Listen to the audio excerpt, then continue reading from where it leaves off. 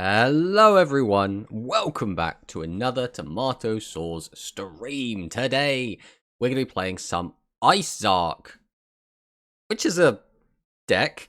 The main reason we kind of want to test it, obviously ICEZARK is new, so we do want to test all the new decks to see what kind of works. But also, we have been seeing a little bit of buzz from the Japanese community talking about ICEZARK being potentially like okay. Like nobody's saying it's a great deck, right? But people are saying it's, like, playable, right? They're kind of like, oh, you know, it's like a tier 3 deck. And that seems like quite high praise for something that I think most people kind of wrote off as a joke.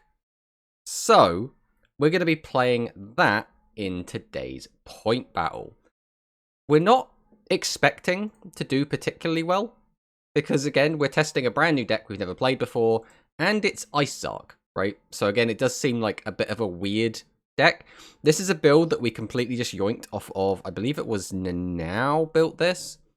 So we're just going to be testing this as is, and we might tweak it as we go through, which, you know, oh, for some reason the music wasn't playing. There we go. But it's a weird one.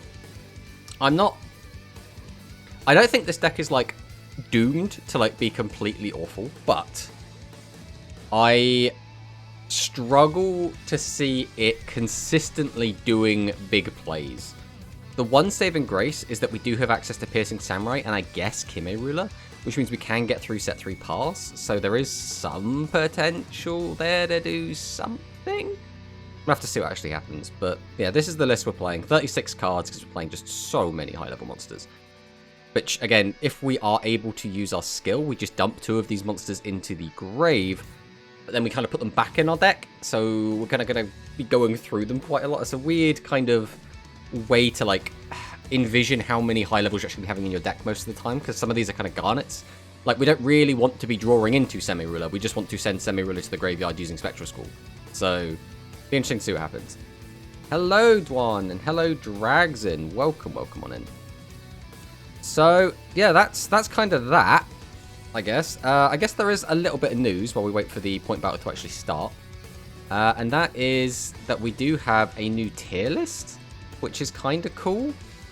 For speed, we had Tech Genius and Zombies, like, getting knocked off the list, which is, like, fine, I guess. I don't really have much to say about this. Speed is in a bit of a weird place right now. Obviously, we have Blue Eyes in tier 1, and PK, which is, like, popping off. Before Mages is one that I don't think a lot of people expected to do quite well, and, you know, there it is, putting up numbers. But more importantly, we do have the figures of Rush's latest big tournament, that being the Rush Duel Grand Prix. And as we can see, there's Duan in the chat, and there's Duan in first place. The man, the myth, the legend himself. But this, I think, is quite interesting, because this gives us quite a interesting breakdown, right, of what people were actually playing. So obviously we had the majority of people on machines. We had a lot of people on Blue Eyes. This is a bit awkward to, like, this image size is, like, just a little bit awkward. Let's scroll that back a bit. Make that even smaller so the stream can see it a little bit better. But Blue Eyes and machines obviously had the most representation, followed by Maximum Ragnarok, which I guess does make sense. Cyberse has always been quite a liked deck, even if it hasn't been, like, getting the best results. And then Aggro Magnum Overlord. Now, interestingly, when you look at, like, conversions to Top Cut, they did actually, well, 4 machines made it, which means over half of the machine players made it. 3 of the 4 aggro players also made Top Cut. Maximum Ragnarok, again, 3 of the 5 players made it. So it's, you know, the conversion rates are actually not that bad, all things considered. Interestingly, out of the 3 spellcasters, 2 of them made it. Obviously, the 1 Noodle made it, but, you know, that's whatever. When you only have 1 of each of these decks, the conversion rate doesn't really mean as much, unfortunately.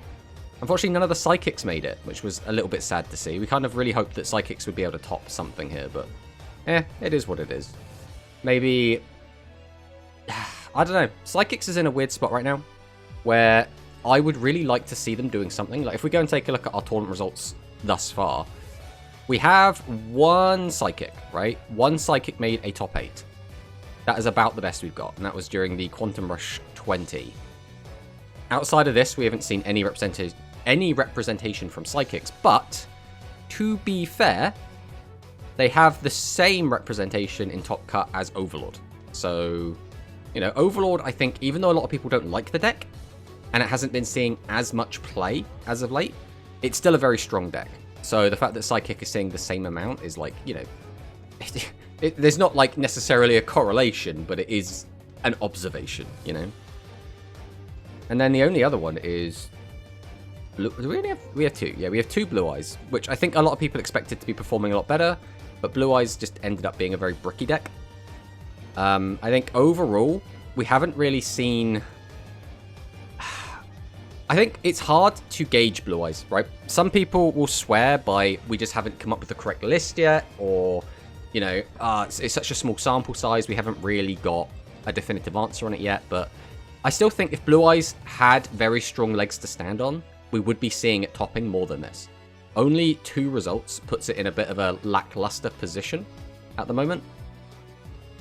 And after playing it myself, I'm not super impressed by it. I think the deck can brick quite hard. The deck does lack a lot of the tools that it needs. I think because Psychics are in 3 boxes, people aren't going out of their way to try them. I think there is some legitimacy to that. But at the same time, I think that enough people will have picked them up and will have tried them, played them for just 1 or 2 games, not gotten instant results and dropped them. I think that's what most people will do. Because a lot of people will be willing to test out a new deck for a little bit, not be able to play very well with it because the deck is either unintuitive or, you know, underperforming because it's not as consistent maybe, and then they'll drop the deck. I think some of these lower tiered decks, you really have to, like, you really, really have to hard test with them against every matchup, iterate until you find the build that really works. So that's my opinion. I wanted to play Cyburst in that tournament, but I didn't have time to open the box, so I went with aggro. I mean, so my opinion on aggro, and I don't want to shit on anyone that plays aggro. I think aggro is very boring, just because it feels very against what Duel Links is, and that is themed decks using very interesting skills to make cards kind of come together and make an interesting strategy. Aggro is still very, very strong. I think it is a good meta call at the moment as well, because I think aggro doesn't really have any bad matchups. Like, maybe aggro is bad into, like, Royal Rebels. Maybe. But even then, if you go, like, put your foot to the floor, like, all the way aggro, bam, bam, bam, you can just kill a Royal Rebel player before they even get going. So, I think aggro is a strong pick at the moment. And I think it's actually clever to bring it. But to be fair, I think another aggro player, which was Elsilis or Undernoxo, did also say that they like ran out of time and just like picked aggro because it was safe. They had it already built, didn't really have to change much.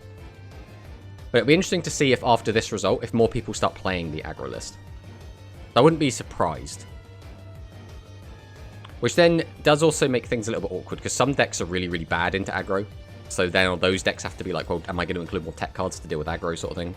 I've been playing ICEZARK lately, and I gotta say, they are fun. Urashima and Piercing Samurai are good decks.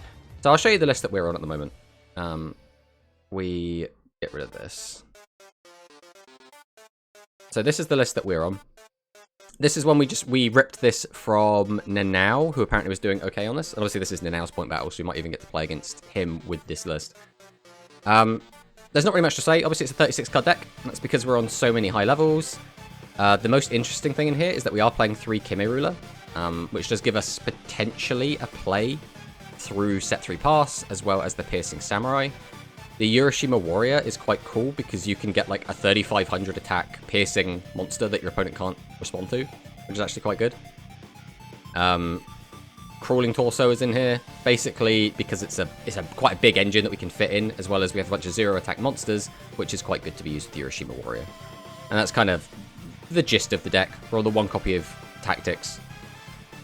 Again, we're not expecting to do well during this point battle, but we're going to give it a go. We're going to see how it goes. Again, the main reason to play a point battle is just to get better opponents. So finding like those Saki wins, if the deck was just kind of bad, should be less likely to happen.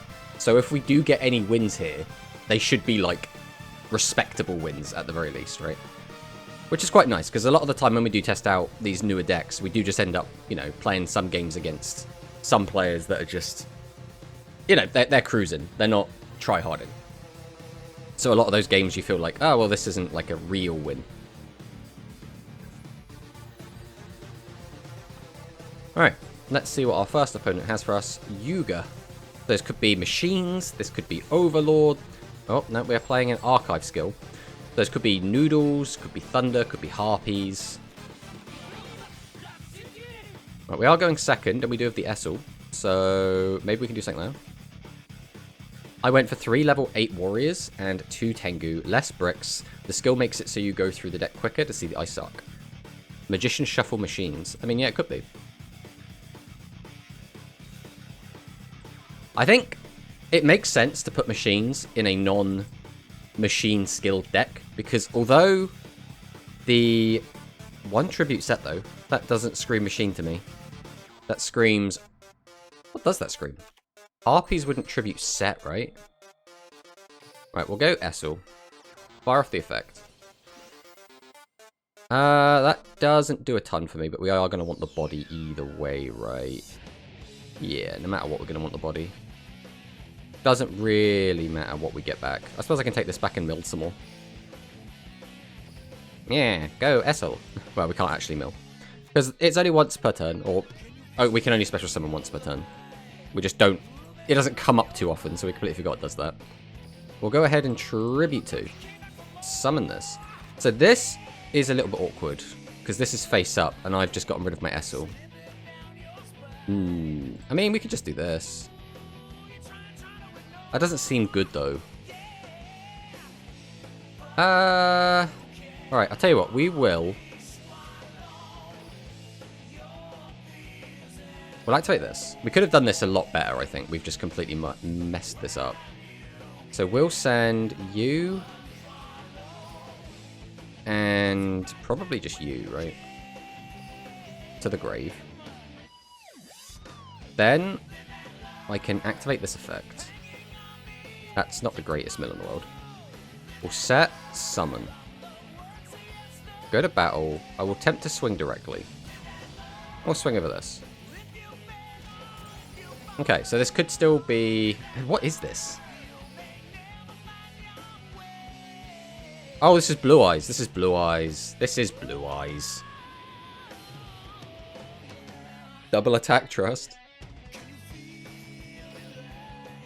Well, we got some good damage in, which is good. I think getting the damage in is better than just clearing an extra monster. The thing that we should have done is tribute this off, given this piercing, you got an extra 200, and then maybe swung into one with an Essel. If he is playing Blue Eyes, he shouldn't be able to punish that too hard.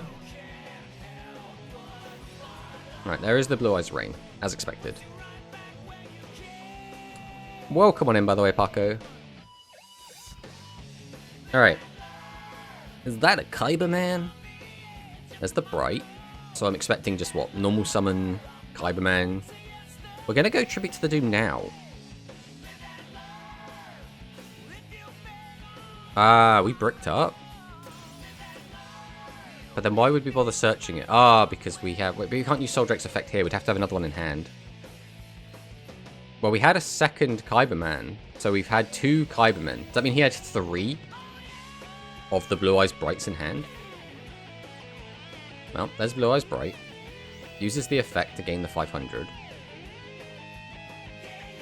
What kind of deck are you playing today? We're playing ICEZARK. So there's Soul... Oh, so he literally had 2 copies of Bright in hand. So he searched the 3rd, and he can do a triple Bright turn. That is horrifying. This is like... So he hasn't got any back row, but this is like as high roll as you can basically get with this, right? We are not dead. So we have that going for us, but like... This is not going to be an easy one to win.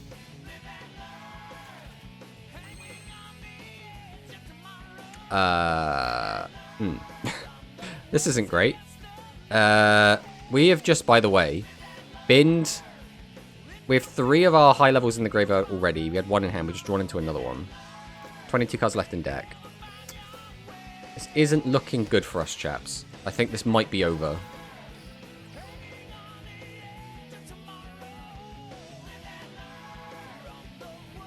All he needs is back row hate, and we are just cooked. And that's it.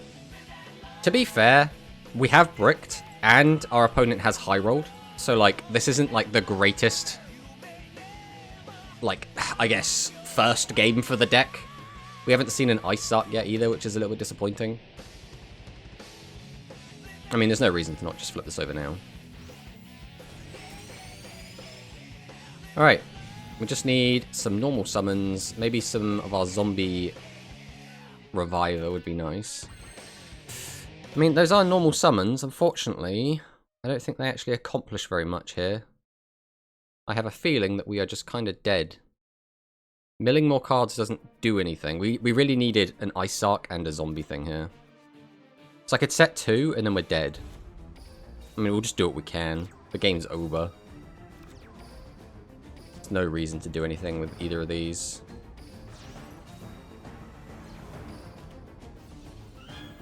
Go TSA. Just put some of this stuff back in. Again, none of this matters.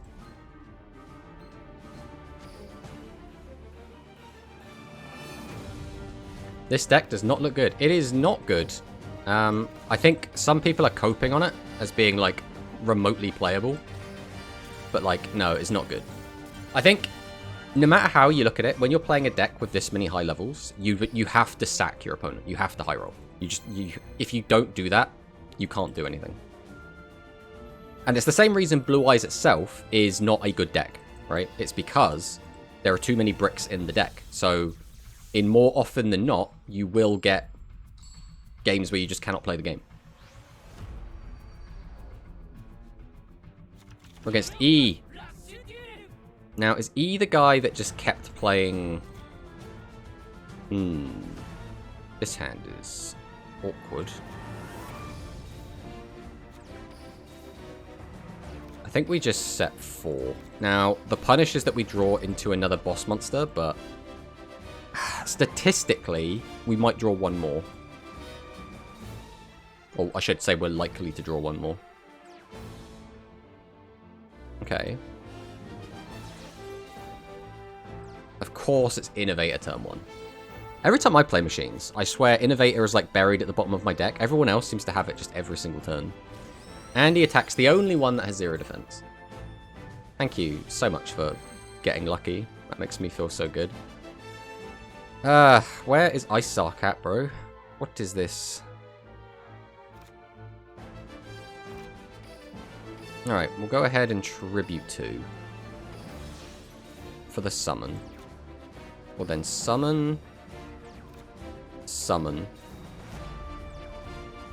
I think I just want this out of my hand, to be honest. We're going to drop the spell tactics just to get rid of the back row. And then we are just going to get this out of our hand. I just do not want this just loitering in my hand right now. We'll go ahead and activate the skill. Because again, we just want some of these big monsters out. We just want to draw into the ICEZARK. That's what we're after. There's no real reason to use this here. So I think we'll just go for this damage. Then we just pass. Alright. Have you seen people playing Blue Eyes with Red Eyes? It looks more consistent than pure Blue Eyes. I have. It's not much better, to be honest. I think, realistically, both of them have the same problem, in that you still have to run a ton of bricks in your deck. And I think the answer might be to... Are we against Prisoner Tomato? I don't know what Prisoner Tomato's handle is in Japanese. Oh, that is the tomato, isn't it? I'm starting to recognize the kanji.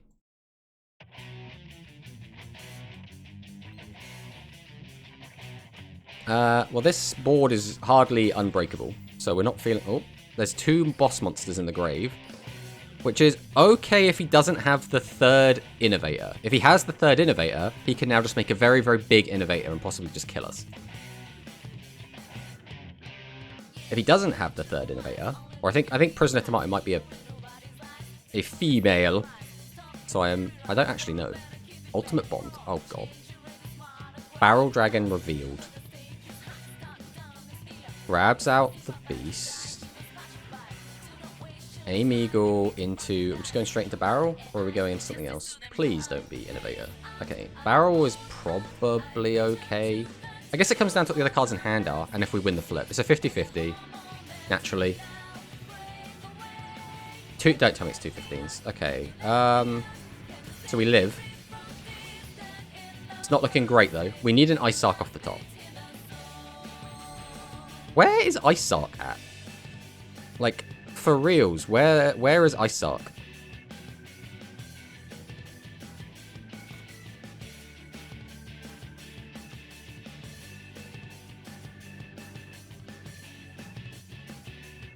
I could pop that, but like, what's the gain from it?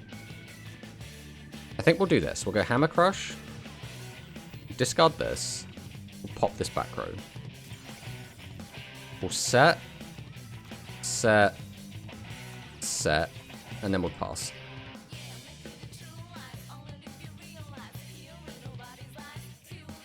Alright, let's see what happens. Let us see if we get our back row popped. This is 2 games in a row that we have been in a very, like, oh, if we just see ICEZARK, we're kind of okay. And then we just draw 1 Tribute Monster and not enough fodder to actually get them out.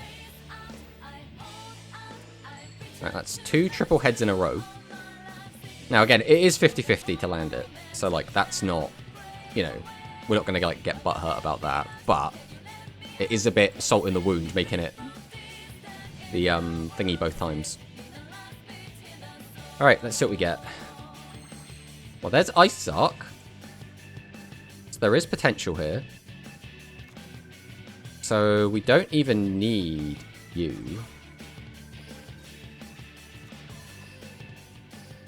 So we'll go ahead and Tribute 1, Tribute 2, Summon. Then we don't have another way to get another big guy. So there's no reason to not do this now.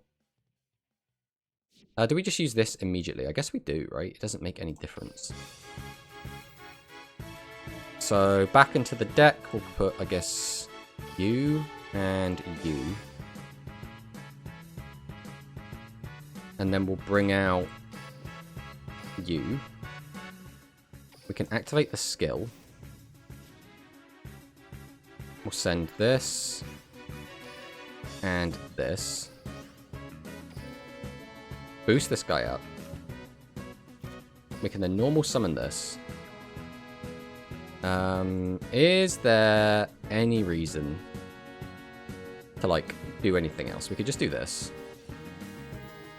We'll put back, what, 1, 2, 3, and 4. If I reduce this, it goes down to 12, so I might as well reduce this. Then I can activate this. Give this piercing. Activate Tribute to the Doomed. No, not that. This. Go to battle. Swing over. Swing over. And ICEZARK gets a win! Yeah, ICEZARK! I mean, it wasn't a great win. Not gonna lie, but we will take any wins we can get. Hi to Martau, you must be happy. My Fried Rush players eating good with tons of content. My friend. Okay, we managed to translate that. Yes, we are happy with all of the new stuff. I'm not convinced by this meta just yet. I don't know if this is going to be a particularly good meta compared to the last one. There is a lot more back row hate going around. There are 2 traps that can just shut down, like, pushes, which means aggression sometimes feels like it's a little bit lacking at the moment.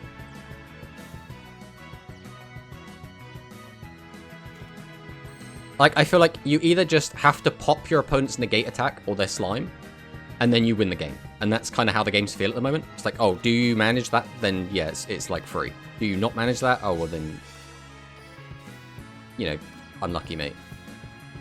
Right, we're going to leave this as an attack in case this is Harpies. And we will get to attack over 1. It's probably going to have a... Oh, it's Noodles. Okay, leaving this in attack's not great against Noodles.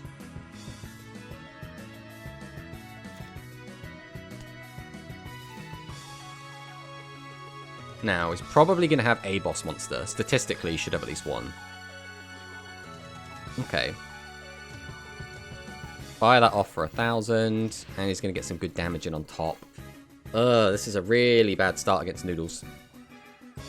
Negate attack is much stronger than Widespread Ruin. Oh yeah, that's how I look at it as well. Tomato, can I show you a replay? I had a duel with a meme deck. Unfortunately, we're at a point battle, so we won't be doing any replays until after that. Oh, I don't like this. So he must have another boss monster in hand, otherwise why would you do this? Oh, I get, he's playing dumb Noodles. He's not playing smart Noodles, he's playing dumb Noodles. Okay. He's just playing, like, summon 3 monsters, herd boost attack Noodles, it feels like. So, the main weakness to this deck is if we can just kind of set 3, we're kind of chilling, but we have just taken a lot of damage, and now we can't set 3. So, things are actually looking very bad for us. We're now bricking on spell traps. We're also going to die in 3 turns, unless we can have an out to that, which doesn't look like we're going to find. So, we're just going to have to hope. He playing dumb Noodles. Yeah, there's 2 different Noodles on the tier lists for a reason, right? There's dumb Noodles and smart Noodles. This is clearly dumb Noodles. Dumb Noodles is just the herder, summon out 3 monsters, boost their attack, attack. That's it. And we're going to lose to dumb Noodles because we made that play on turn 1. Unfortunately, if we had opened one of these traps turn 1, we'd be in a much better position, but opening double TSA is completely useless. Like, nobody wants to open double TSA. I don't think there's a chance we have to win this no matter what, right? There's a chance he's even got the 3rd extra spice in hand, in which case we are already dead. This is the issue as well. We were expecting Harpies, so we had to play around that, and we ended up getting beaten because of that. Like, at this point, I don't think we can... Like, we have to draw something that outs that. We have to use this just to get rid of a spell trap slot, even if we didn't want to use it. I mean, I'm pretty sure we're cooked no matter what here, but we'll do what we can. Tribute 2, summon this out. Go ahead and activate Tribute to the Doomed. Pop this. We'll go ahead and activate the skill. Get rid of this. And this. We'll set. There's no real reason to use that, so I think we'll just go battle and swing. And then, at this point, it's literally hope he does not have the final extra spice. If he's got it, we're already dead. There's nothing we can do.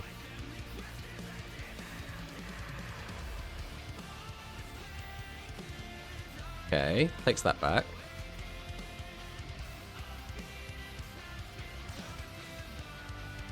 Yeah. Nothing we can do about that. It's a shame as well, because I don't like that build of Noodles. But again, I can't complain. Our deck is ass, right? Let's face it. We're playing ass Zark. We're not planning to actually win any of these games. The fact we've won a game, I think, is already an accomplishment.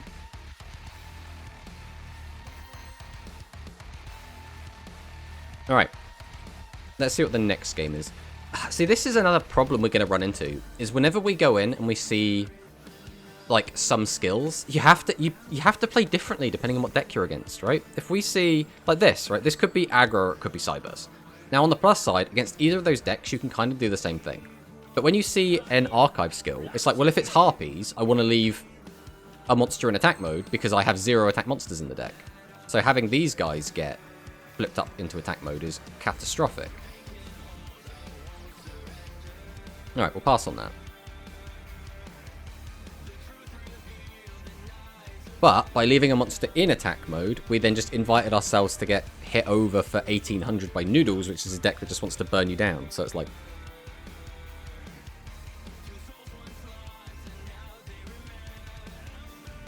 Alright, maximum Ragnarok, so we're getting out one guy.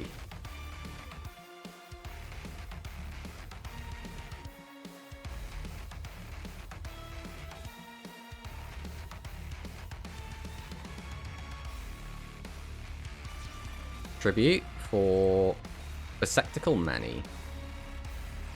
Berserker Manny is like the best case for us, I guess, because it's kind of bad. We can just attack over it with any of our boss monsters. We have to see one first, though. Alright, we are just going to drop the Hammer Crush because we want to just get cards out of our hand.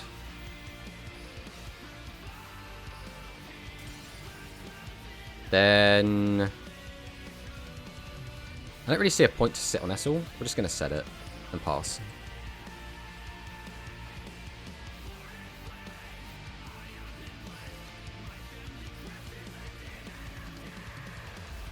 Alright. Let's see what our opponent does. Again, until he draws the max, we're kind of just chilling. This is annoying, though, because this lets him find the max a lot easier.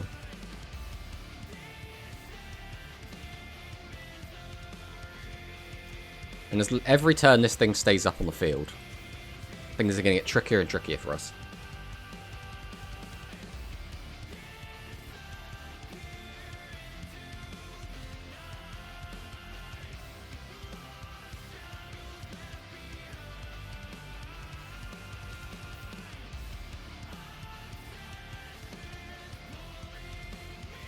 Okay. Tributes the 1. Gets out the Hydron. Just goes for the mill.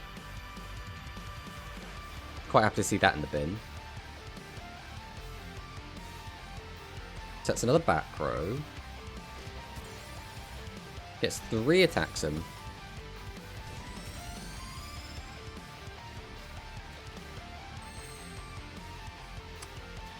That's not ideal.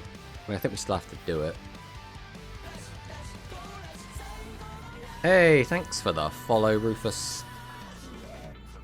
So you can only make warriors gain piercing, so it's probably going to be, what, 1, 2, 3? Do this first. I think that's going to be the play. So I will normal summon Siesta. Activate the effect. Put back 1, 2, 3. Target this. Normal summon. We'll then tribute 1. Tribute 2. Summon. Activate the skill. We'll bin you and you. Boost up your attack. Summon, summon. Activate Piercing Samurai. We'll give you the piercing. We'll then activate Hiroshima Warrior. Put this back in. Target this. Go to battle. Swing over this. Then I think we just kill this. I don't think him getting extra damage with that I care about. I care more about him not finding the max. There's no way they made warriors even worse. What do you mean they made warriors worse? We have ICEZARK now. He's our winged beast friend.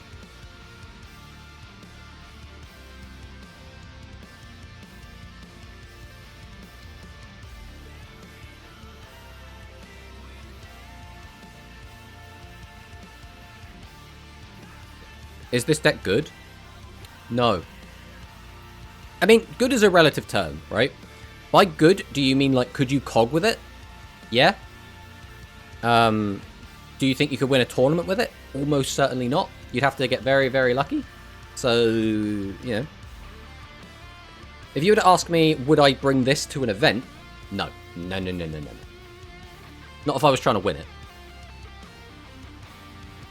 What's the best deck from the new pack in your opinion? Easy answer. Machines. Machines are without a doubt the best deck. Do not even have to think about that. I would. Alright, Paco, bring it to the point battle today. Not point battle, the tournament today. The Rush Duel Links tournament number 3. These are cards. Unfortunately, I've lost the ability to prevent traps, which is a little bit awkward. I'd really like to stop trap cards. There's no real reason to do that. I think we just do this. We'll set.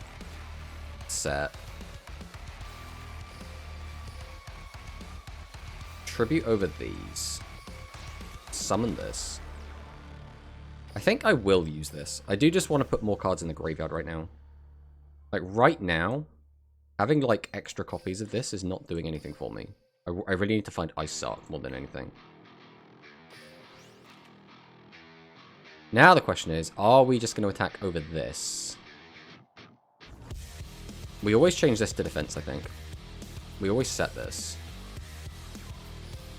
We'll go to battle, and I think he's going to be able to clear this either way. I think we do try and attack this. He's probably going to just use a back row. I don't even think he needs to use a back row, though, to be honest. And we just pass.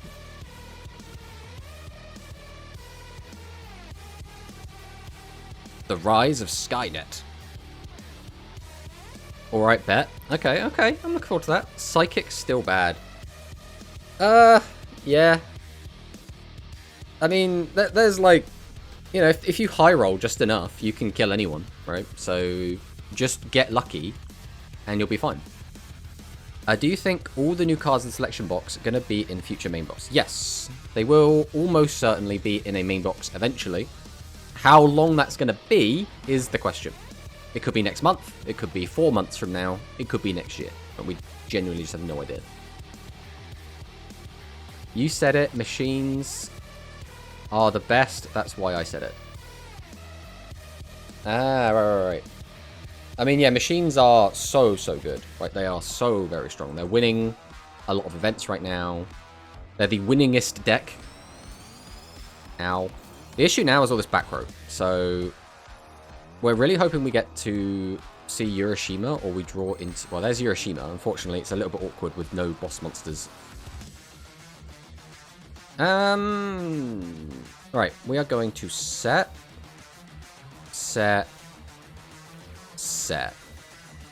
I could weaken this down and try and attack over it. But I think holding it for the max is so much more important. There's no real reason to hold this in my hand. This could be worth holding though, so we are going to hold that. Because we have 2 ways to stop attacks. So he would need to have exactly 2 back row hate, of which 2 of them are already in the graveyard. And then he would have to hit the right ones in order for us to actually die here. Okay, this isn't the best, but it's not awful. We do have the TSA down already. We are going to need a very specific play, though, to be able to... Okay, that's good, because that means he's going to pop this one if he pops any. Okay, goes for the maximum Ragnarok. Which wouldn't actually kill us. Ah, this is really... I think we need to maintain this monster, though, no matter what. Because he's got so much back row. I really want to just take this hit and go down to 200 life points, but I don't think we can afford to because his effect is so pivotal just to be able to win this game. Right, we need to see an ICEZARK. Ah, come on, game. We were set up to do so well here. And that's just going to be the end of it, isn't it? Oh, that's so sad. We were in such a good position.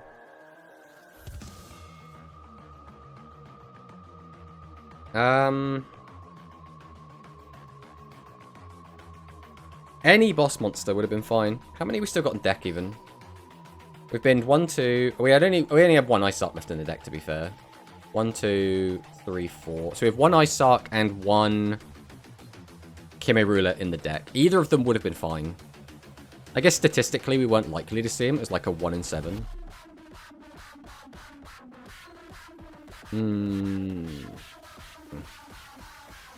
I think all we can do is set this, change this to defense, and then the issue is that I need I need a Urashima warrior, and I need a all right. New plan. The new plan is we'll just draw Tribute to the Doomed. Right? So first off, I need him to not flip this. If he flips this, we're dead. I need him to change one of these 2 to attack mode. Yeah, but if he does... Alright, so the smart thing is, he knows that I know that he's going to flip something up.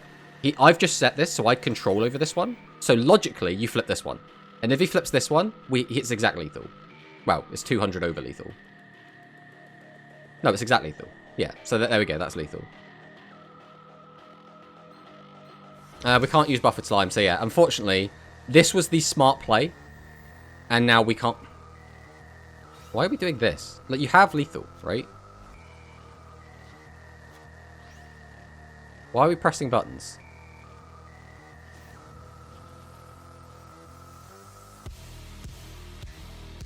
Aha.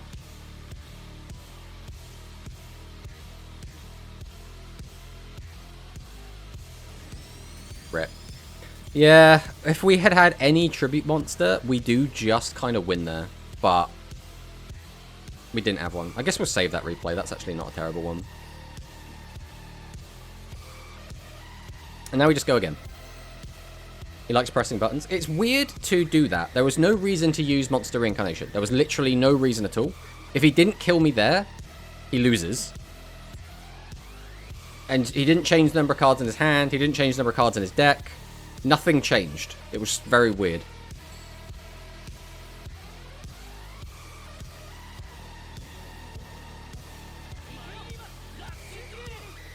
Now we got the Essel. We've got legs Essel. Everyone appreciate Essel's legs. There's a Hammer Crush. Unfortunately, Hammer Crush doesn't do anything here, because I don't have anything to discard off Essel. Guess we'll just go Essel. Just Prage. Ah, okay. Summon this. We will then... We'll drop the Hammer Crush. Because I just want some of this stuff out of my hand right now, to be honest. Okay, so we're against machines. ICEZARK in the grave. Not the best thing in the world. Wow. Oh, we are playing the 1400 machine. Interesting. Let me pass. I'm so mad right now. In Pokerogue, I hatched a Yuvitel and picked it as my starter. The one-hit KO'd almost everything that were... Until wave 182. Elite 4 from Generation 4 screwed me so bad. I mean, yeah, the Elite 4 is a rough gauntlet to fight through. Okay, so we're going to summon out a big boy. And it's the best big boy.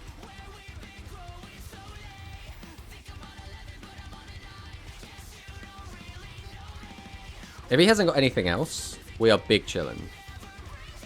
That is other things. We are no longer big chilling. We take the 15. There's no reason to not clear this. Let's just want to get like an extra 300, an extra 200 points of damage. Why would you do that? Like, logically, is that 200 points of damage going to make the difference?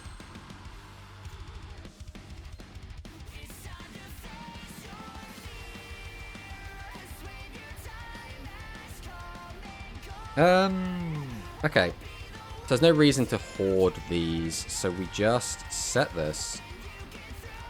We set this. We tribute 1. We tribute 2. We'll go ahead and activate the skill. So now we bin you. We'll bin you. Gain some attack. We'll activate the effect. We'll put you back in the deck. And you back in the deck. And then I bring forth Semi-Ruler, the Dark Summoner. I mean, how much damage is this? This is 6,700. I can weaken this down by 8. I mean, yeah, I have lethal if his back row's nothing, so we're gonna try.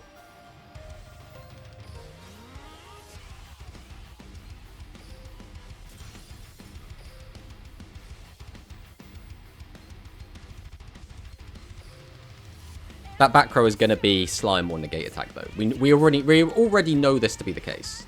Oh wait, I've just calculated 6,000 damage, completely just foregoing the fact I don't need 6,000 damage to kill him. Yeah, it was slime anyway, okay. Sometimes, I just swear, I just get so absent-minded. I'm like, oh, I've got 6,000 damage. It's like, he's on 4,100 life points. I don't need 6,000 damage. I've thrown away a spell card for no reason.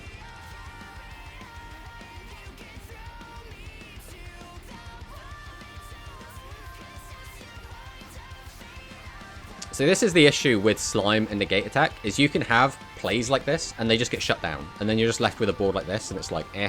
Which makes, like, all-out aggression feel kind of mid. Do you think Machines now are high in the meta? I think Machines are the best deck in the game. I knew Cynthia was coming, but I didn't have a chance to fight her, and I'm so mad right now. I mean, it happens, man. It's a roguelite, you just gotta go again. I'm trying to cog with 30 card Ultimate Dragons using Lightsworn Engine, Advanced Draw, because I like challenges. I mean, yeah, if you're down for that. I've never been a big, like, challenge guy, personally. I know a lot of people do really like doing them, but never been my cup of tea, personally. Reveals the Barrel Dragon. What counters Machines? I mean, not really anything. Like, I don't think there is a deck that just straight up beats Machines. I think aggro and probably Royal Rebels have, like, the best matchups into it. Machines aren't, like, this overwhelming force that just kind of, like, beats everything hands down. Oh, please stop. Every single Barrel Dragon we played today is just 100% worked. It's very annoying. He's left a Piercer up, though.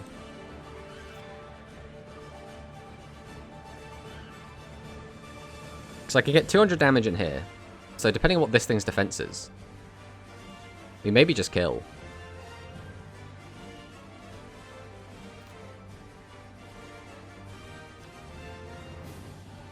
Alright, the problem is leaving a low defense monster of our own is like suicide. But I mean, we're going to have a low defense monster either way, right? So we'll summon out Crawling Torso. We'll activate its effect. We'll grab back Ghoulish Gal. We'll set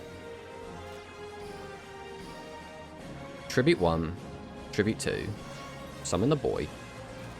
Set. No! Why did I do that? Why did I do that? Why did I do that? Why did I do that? Why did I do that? Why did I do that? Why did I do that? Scoop of shame. Scoop of shame. Scoop of shame. Ah. In our testing, Noodles goes well into Machines. That, right, whoever is playing the Machine deck is crap, right? Noodles are so bad into Machines, right?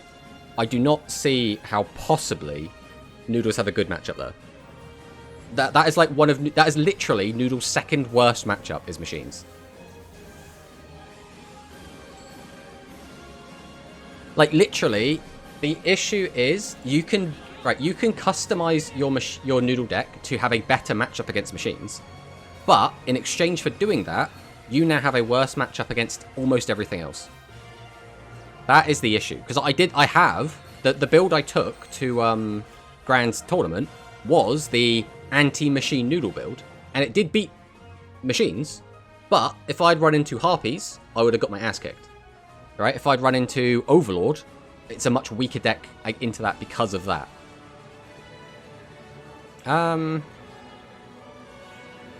Unfortunately, this deck doesn't. This turn wouldn't do a lot if I just like go ICEZARK now.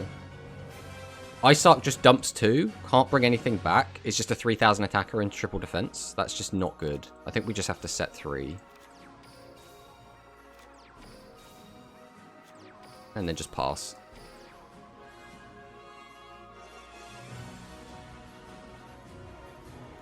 I guess I need to wait for more stream gems and change those sleeves back to on Galaxy Eyes. I mean, yeah, you can hoard your gems and spend them as you please. If you want more gems, all you have to do is subscribe, you know? I'm just saying. Aw, don't get rid of my PSA, jerk. See, this is another thing.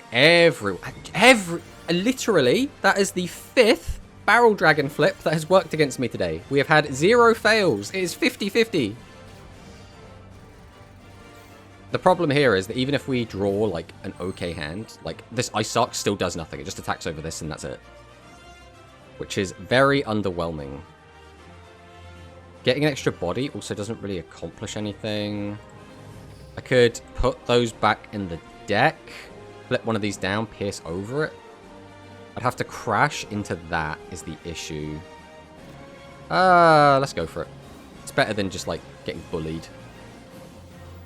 We'll go 1, 2, 3 back into the deck. We'll flip this down. We'll set. Set.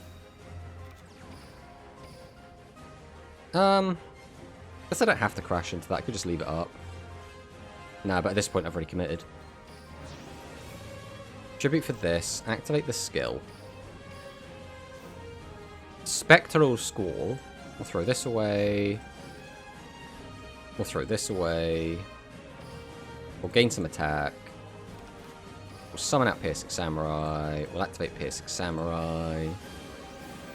Give it self-piercing. Go to battle. We'll swing over this. Swing over this. And yeah, we'll just crash. Why not? It's not like we're going to win anyway. Pro Manicus wants to change the game map. Again, we'll do that after the point battle, since, you know, this is timed. 50-50, 50% win and 50% lose for you. Problem is, I have no money in 3 days, my birthday, so I'll get money from phone. I mean, again, if you've got no money, do not spend it on a streamer. Do not do that. Nope, there's a 2500 even wolf.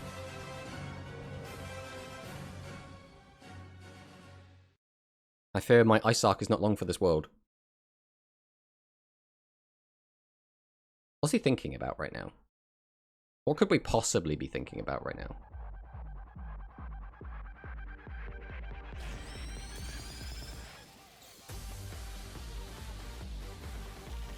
Right.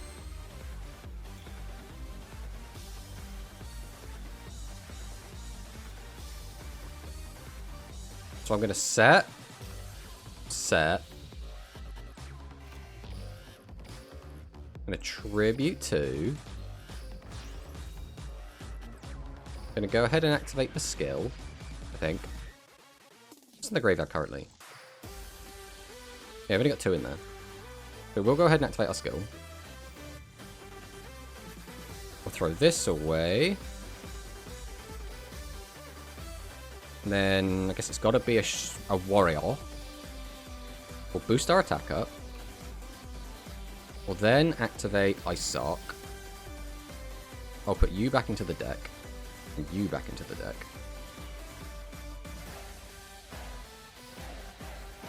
Summon this. Set. Battle. Swing into this. Okay, so no matter what we did there, it wouldn't have mattered.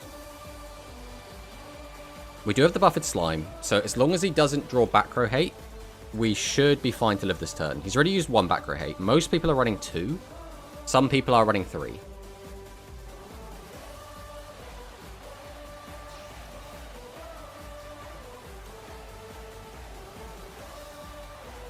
No! That was... Ah!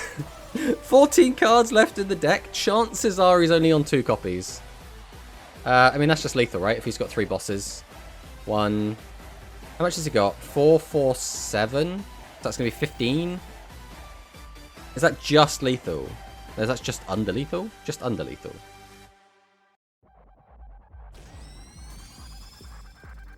It's not looking good for us, though. Not going to lie.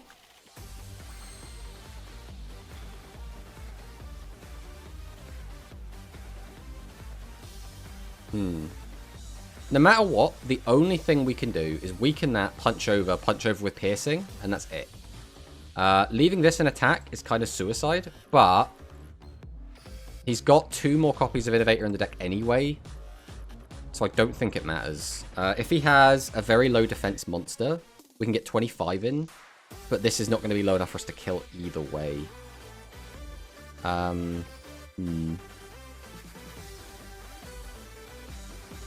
So this thing would lose 14, going down to 1,000. So we'd be able to get 25 plus 15, which is 4,000 damage, and then nothing else.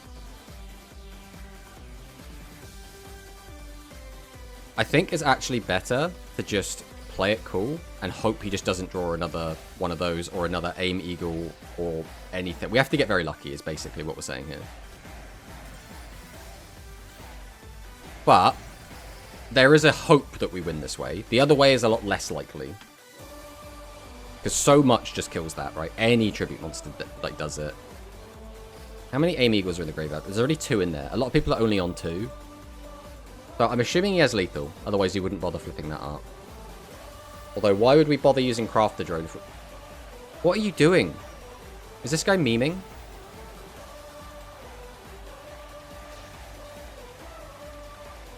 He literally had everything. He had everything. It didn't matter anyway. A lot of these Japanese players, 1, are very lucky, but 2, just like press buttons for like no reason. I don't really get it. They just like they have very obvious lethal. Like there's no real maths involved, but they'll still just sit there and just spin plates for like no reason whatsoever. And it's like, why are you doing this?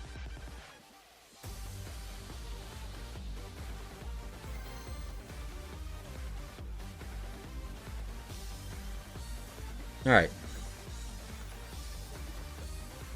Let's see what our opponent has. It's Gavin. This could be an ICEZARK mirror. Nope. He's on an archive skill. My stream lagged. What happened? The deck's shit, Paco. What do you think happened? We have a very, very bad matchup into the best deck in the format. What do you think happened?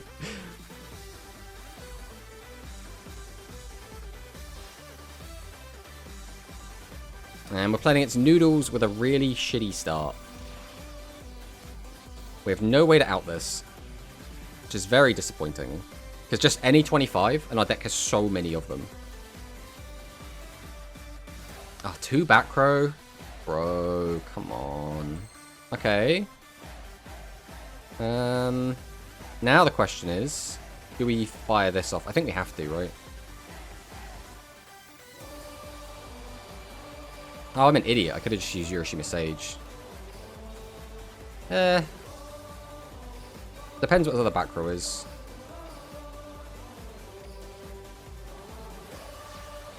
Summon out the boy. We will go ahead and activate the skill.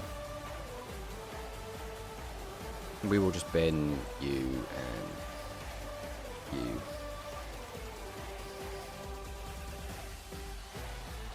Okay, we did manage to clear that at least.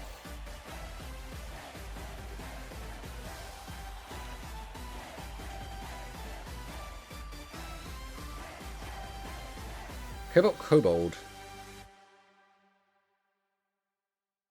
This is like an ancient build of this deck. Tribute to the Doomed. Yeah, so he's playing Dumb Noodles again. This is the Dumb Noodle build. This is just herder, put everything attack mode, no thought required.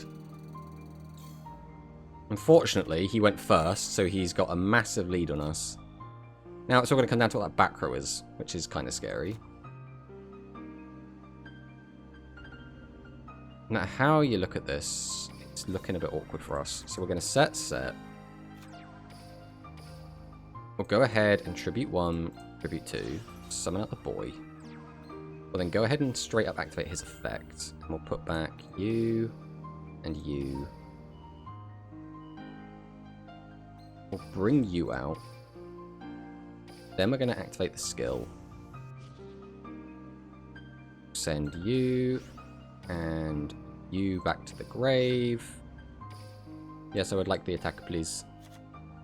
Then we're going to summon out Piercing Samurai, because why not? We'll just use this effect, because why not? Yeah, go for it, mate. You can have Piercing. Go to battle. Swing him. Do not tell me that he's drawn his slime. Of course he's drawn his slime. The issue here is we have no back row, which means we die to anything. Is the Aqua Field spell important? No, not in the slightest. Nobody plays it. It is not relevant pretty much at all.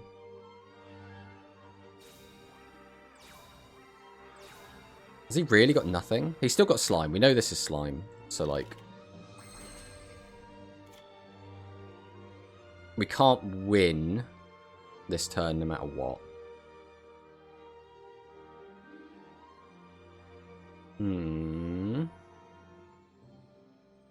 I guess we still do this either way.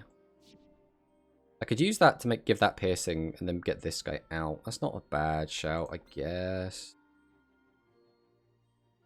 Or I could just get out 3 big bodies. 3 big bodies will be harder for Noodles to deal with. So I think we just do that, right? So tribute. Summon this. We'll then go ahead and activate ICEZARK. Put this back. We'll put this back. Bring this out. Activate our skill. Put this back. And put this back. Yeah, why not? Gain some attack. You earned that, buddy. We'll use Kimirula's effect. That is a really annoying mill. To battle! Go, Kimirula! And then we will get him to use this slime here.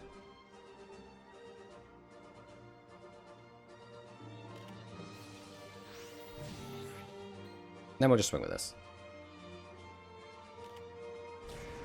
Oh, that's annoying, because now he has another way to stop our attack. You can just stop and buy them with tickets from the campaign, as far as I know. I guess? I haven't looked too much into it, personally. Tributes 2, summons out the extra spice. So he needs double extra spice to just kill. The question is, has he got double extra spice? Statistically, it should be quite likely. He's only got 1 in graveyard. He's only got 8 cards left in deck. Statistically, we should be dead here.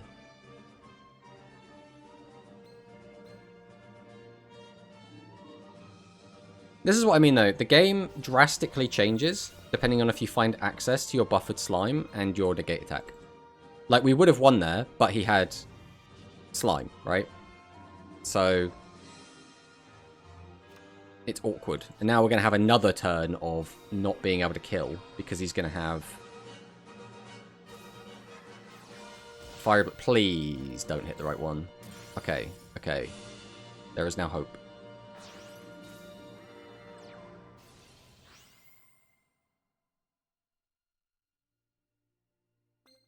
You've activated my trap card.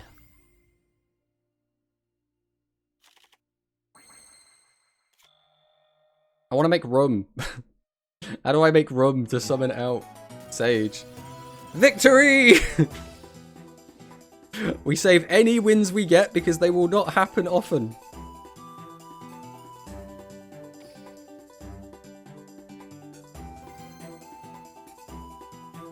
Alright, not gonna lie, this deck is completely ass. I do not know what people are saying. Saying this is like better than like Harpies. I do not know what people are smoking.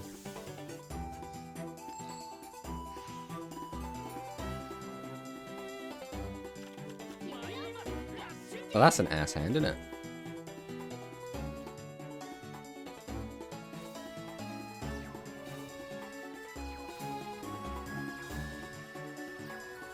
Right, set 4. Is that a Kimirula? Wow. Alright, we'll set.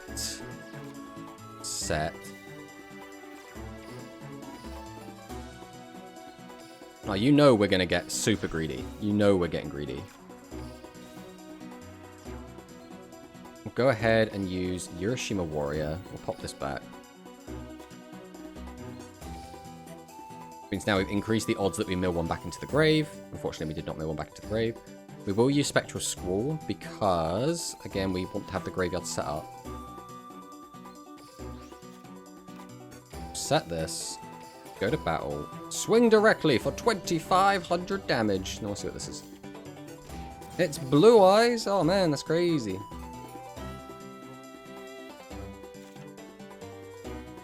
Who is spectating this game? Who, in their infinite wisdom, is like, oh man, This is the game to spectate.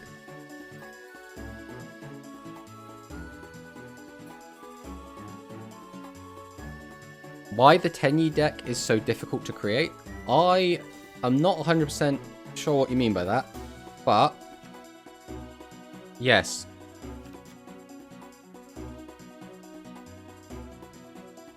Man, I want to see birds. It's probably like, oh, some mad lad actually brought ICEZARK. Okay. What are we doing with this now? Or have we just worked out that we can't use Soul Drake?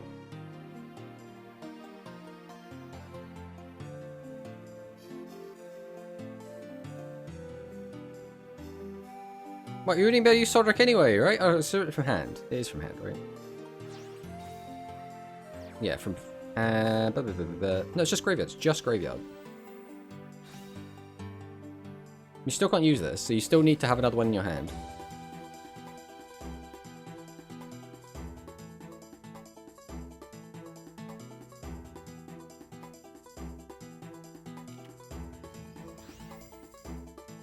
Right. We just had the Kyberman anyway.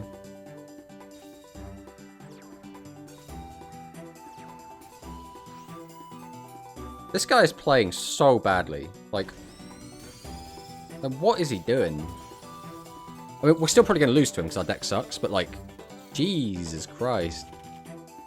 Alright. Let's see what we can do with this. We don't have any zero attack monsters, but I kind of want to do this. Activate the effect. Still no zeros, and we did bin an ICEZARK, which is a little bit sad. We can put ICEZARK back in and flip something down. Flipping something down isn't super advantageous to us. This thing is going to be able to kill us anyway.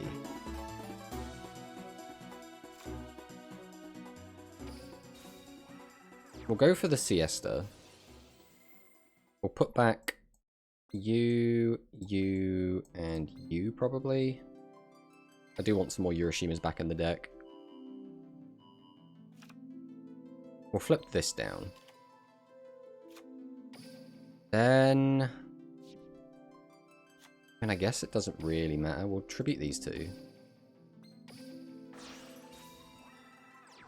We can activate the skill, but there's no real reason to. It doesn't really do anything for us at this point.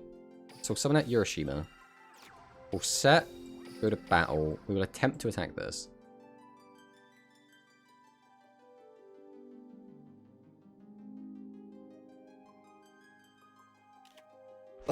The problem here is as well, I'm pretty sure that means that my man has opened one of his 2 trap cards, which is very, very scary.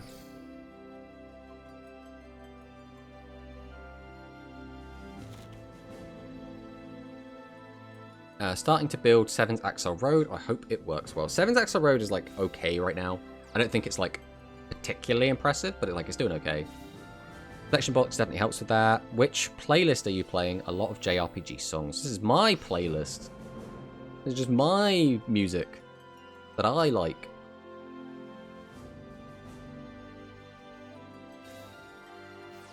Talismanic Seal Array. 1, 2, 3, 4. Those are very scary cards he's just thrown back into his deck.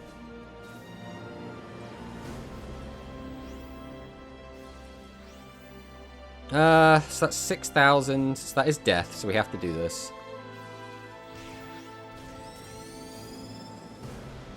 And we saved ourselves 100 life points than if we had used it before the attack, or after the attack. So we know that is something that can be activated, so we've got to deal with that. That is an absolute. So we'll set. I don't think there's even a reason to mill more cards. I think we just set this. We'll go ahead and tribute 1, tribute 2. Summon out the ICEZARK. We have everything we need in the graveyard, so we'll do this first. Put them back into the deck is going to be 2 useful cards. And then summon out will be the most useless card. Then we can activate Tactics. Now, I'm expecting this to be probably Slime.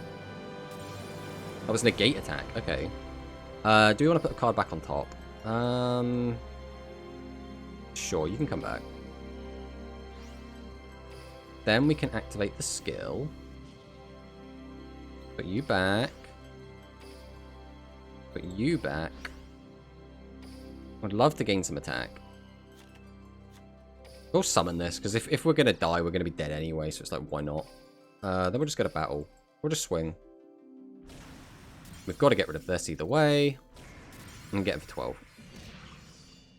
We have no back row, unfortunately. We could not find an extra 400 damage. Well, I have to go tomorrow. Good luck on your games. Thanks for stopping by, Froggy. Do appreciate it. I mean, that's just lethal, right? You can just summon a 3000 attack guy, get him for 18. Nothing we can do about it. We'll let him finish us off, because this will be an okay replay.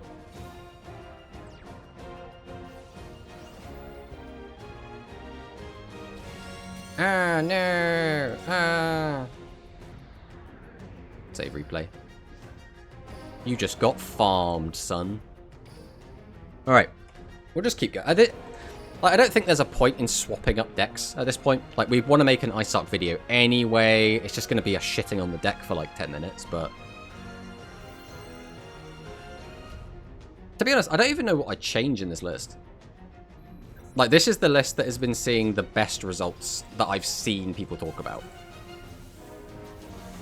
So, like, the list that everyone thinks is doing okay is this one. The ICEZARK video is going to be great. I mean, I tried to find nice things to say about Dynamix, but, like, again, it's in such a bad spot. Hey, look, we have Essel. I'm sure Essel will reward us with something really cool. The issue is as well, Essel getting us back something still doesn't actually do a lot. I suppose we do have the Piercing Samurai, so like, maybe if we find a 2500 beater, which we didn't.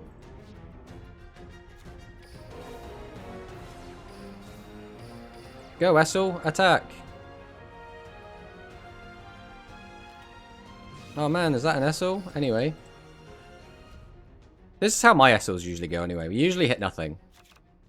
Everyone else hits like Dragius and stuff. For me, this card does nothing. Like, it completely destroys me every time I'm against it, but it does nothing for me. And we're against machines. That's kind of scary.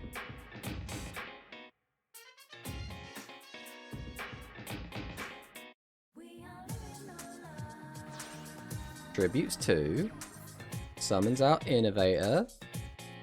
Our deck has piss poor defense.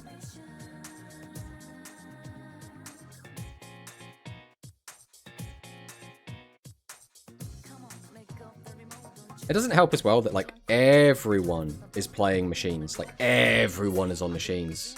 Like, everyone is, like, just taking the machine pill. And they're like, best deck, question mark, best deck. YouTube, ICEZARK is here and it exists. Exactly. Oh yeah, they released the Dino Maximum. I haven't seen it at all yet. I mean, I have a video on it, Dwan, over on my... Wait. YouTube. It's fine if you want to play casually. That's kind of the nicest things I can say about it. My man has rocked up on turn 2. He opened with a back row that could be triggered. So he has back there either the negate attack or the slime. He has opened the perfect hand for turn 1 and 2 to end on 2 boss monsters that can both have piercing, as well as set his entire hand. So he has 3 back row, as well as the 2 most important boss monsters in his deck. I am getting utterly high rolled, playing against the best deck in the game, and I'm playing garbage deck. Like, the only hope I have is to high roll him, and I'm getting high rolled. This doesn't seem fair. You're already playing the best deck. You don't need the high roll. Ugh. Ugh. I mean... we do what we can, which is not very much. Summon the boy. We'll flip this up. We'll go ahead and activate the effect. We'll put this back, because he's got 3 back row, and by golly, I need something to deal with that. We'll set this. We'll go ahead and activate Piercing Samurai and give it self-piercing. We will still use the skill, because we still want to get some of these bricks out of the deck. I'd rather not be sending the second Kime, but it's what it is. Swing over this. And then we'll swing here. So this is where he can activate traps. I don't think he would, because the big attack's already happened. And then he's going to gain 7 plus at least 5. So 1,200, putting him up to 36. And then his 36 attacks into my 12, and I take 2,400 damage. But you know what? We got to do what we could. And we'll just let him finish us off. And we're even going to save this as a replay, because at this point, every single replay is just going to be us losing anyway. So why not? Will you play Poké Rogue on stream today? We keep saying this, Number Hunter. We are probably never going to play Poké Rogue on stream. Like, people that come to the stream just are not interested in watching Poké Rogue. Realistically, viewership would completely plummet. No one's going to want to watch that.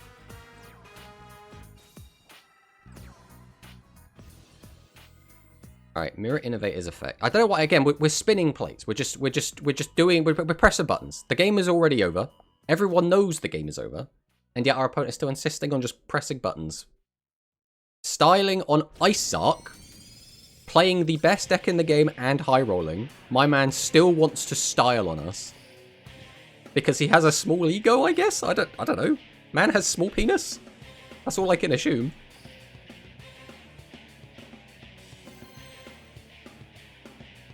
Yeah, but are you playing Poké Rogue on stream now? I'm not. Can't confirm. That's too bad. Yeah, I mean, it's just what it is, right? Like, at the end of the day, people come for Rush Duel content for the most part. So that's what we're going to play, right? I mean, at the end of the day, you can't be afraid of doing what you enjoy. It's not about... For me, it's less about I don't want to stream to low viewer count, because I've done that for years. I don't care about that. It's more... Everyone is here and having a good time, so why would I just turn everyone away and force them to watch something they either don't want to watch or just have them all leave? Like, it doesn't seem like a good idea, right? It seems selfish to do that.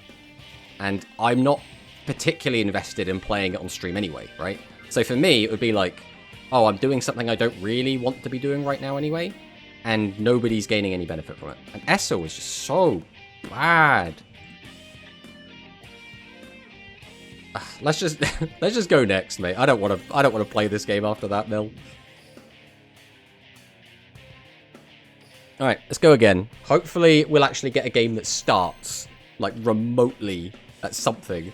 We're watching ICEZARK gameplay, man. Poké Rogue might be the better choice. I mean, the difference is people have a morbid curiosity about ICEZARK. They want to see it. Nobody wants to actually play it themselves because they know it's garbage. But they want to see how it plays. Hey, B2K. Welcome on in.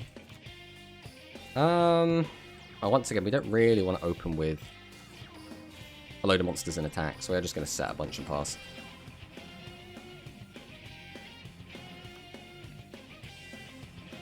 We've only got 20 minutes left of the point battle. I legit think this deck is worse than Dynamix, to be honest. I think at least Dynamix does things relatively consistently. This deck just, I don't know. I feel like half the time it just doesn't do anything. And if it's not doing anything, what's even the point?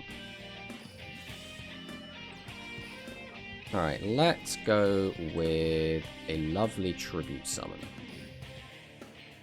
We'll go Crawling Torso, activate its effect. Grab this back. We are, by the way, playing heavily into Doom Metal, but again, we can't just cower against this deck. Our deck does not get the luxury of playing how we want to play. We have to just go balls to the walls, otherwise we're just going to lose anyway. We'll go Spell Tactics and pop this. I don't want anything. Summon this. We'll go ahead and activate our skill, because why not? Just bin a couple of useless boys to the bin. We'll go to battle. We will swing over this. Swing over this. I'm gonna swing over this. Okay, so now what's going to happen is he is going to activate his skill, summon 2 monsters to the field, tribute both for Doom Metal, pop our entire board, summon 2 1500 beaters, and kill us. That is what's going to happen. I'm going to call it right now. There's a 1500 beater. That's a Doom Metal. Just do one more 1500 beater. Doesn't even need it. He has lethal on board with just these 2.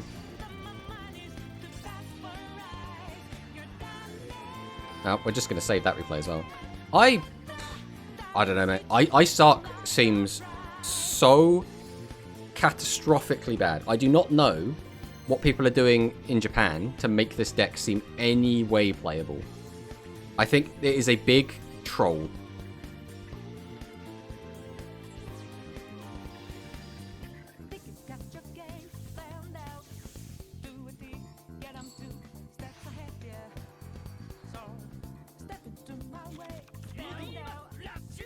What we might do... Right, we'll finish out this game. And then we'll do the last 15 minutes on a different deck. And then we'll go back to ICEZARK afterwards playing on ladder.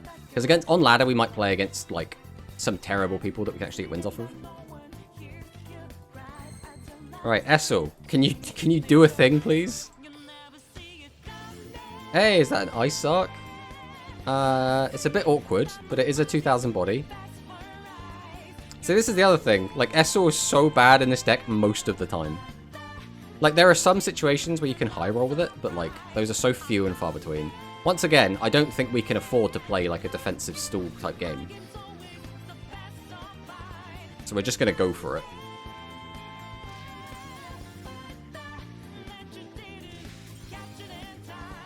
$2,000 damage. Let me pass. And people are out here bashing on Psychics. Hey, Psychics are a top tier deck by comparison to this. Don't just hit my good back row, you jerk. At least hit the other one if you're going to hit one of them. Go on, flip up another one.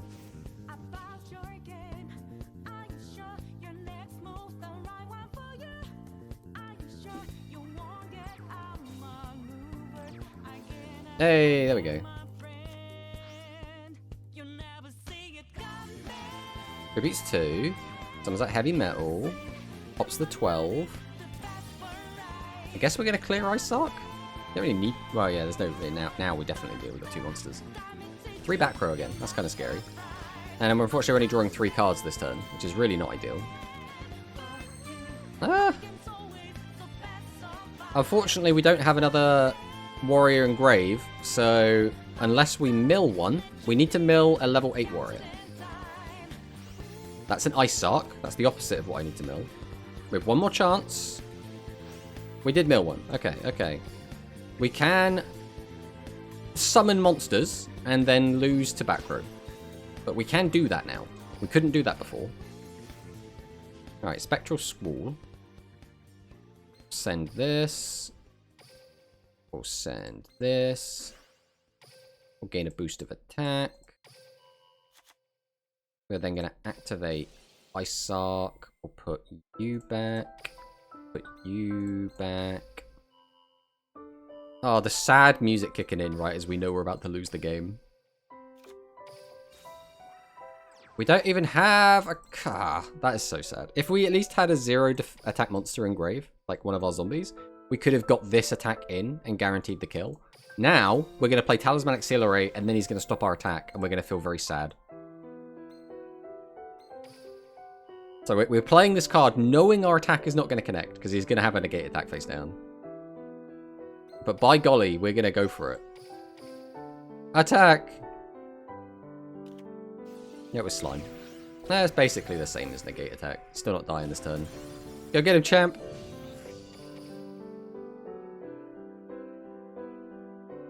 How about ICEZARK versus Ride Across? What's worse? Probably still right. So Ride Across, I think...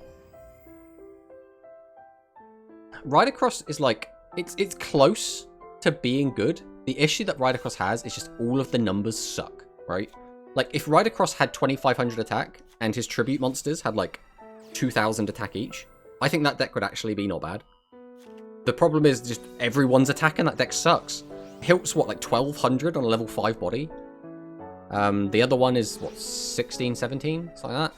And then Ridercross himself is like 22, 23. It's just like, these numbers are just too bad to do anything. The rest of the deck is actually kind of cool and like works quite nicely.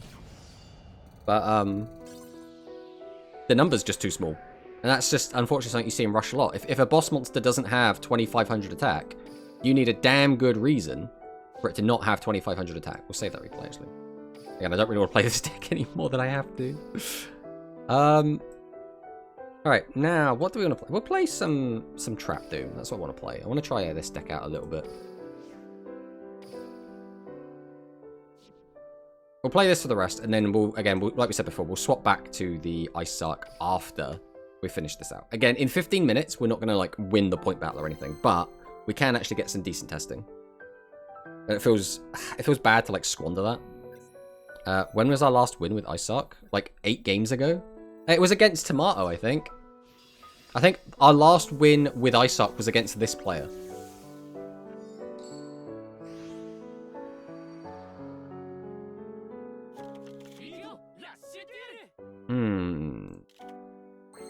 It's a weird going first hand. I think we will just set these and pass. So we do have the Tribute Lock here, which is quite an interesting one. This is quite good into machines when they're not cheating stuff out, which they do sometimes, and it's very good into aggro.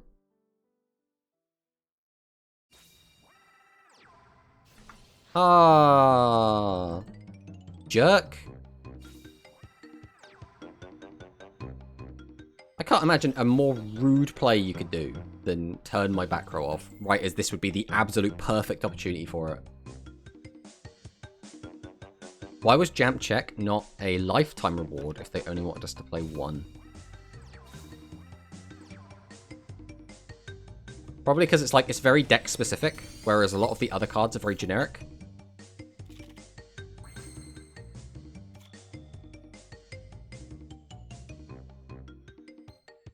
How do we want to do this? I could just flip this, keep those in hand. Awkward.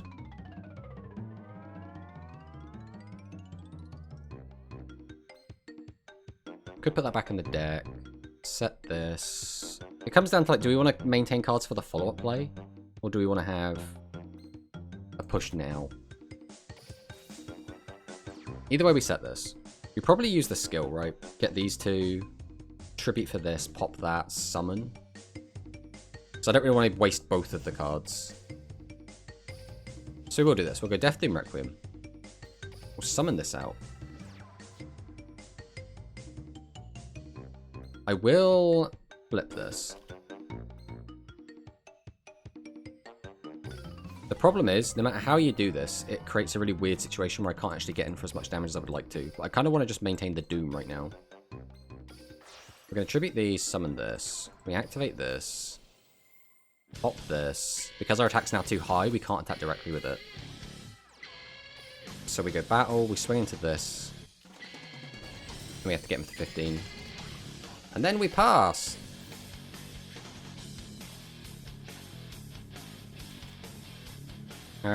Check being limit 1 actively makes me mad.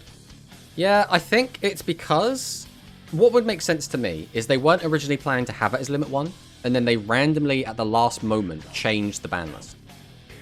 That's why they stuck it in the box.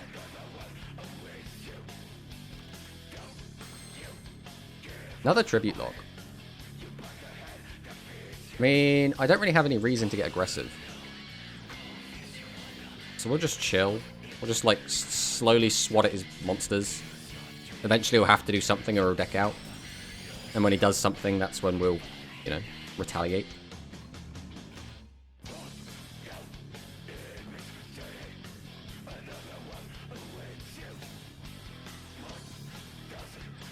What do you mean by change the ban list? Put it in the box? So they... Originally it was going to be... Jump Check wasn't going to be limited. And it was going to be... Metageus was going to be at 3. But they changed it at the last minute. That is what I am referring to.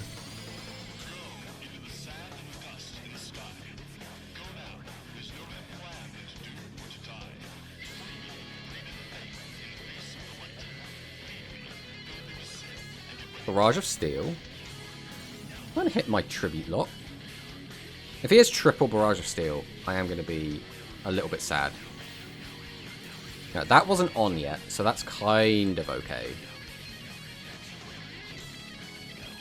The issue is, if he uses Aim Eagle, it doesn't matter anyway, because I can't use Tribute Lock in response to Aim Eagle.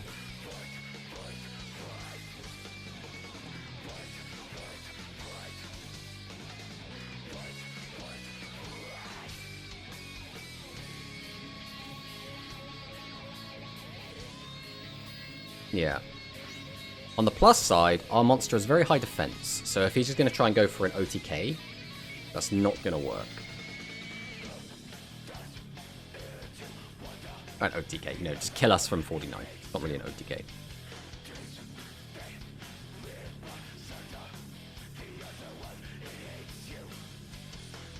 On the plus, so this is another issue, is he's just used a lot of back row hate, but we're only drawing one card. And I need to draw some trap cards. That's how we kind of survive this. Because we've now got to push through his trap cards. And if we don't have our own trap cards, we're going to be in a very awkward position.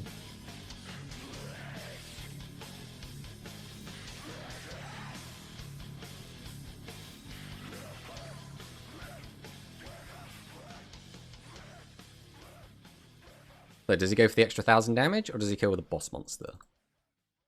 He can afford to go for the extra damage if he wants to. Those back row are going to protect him.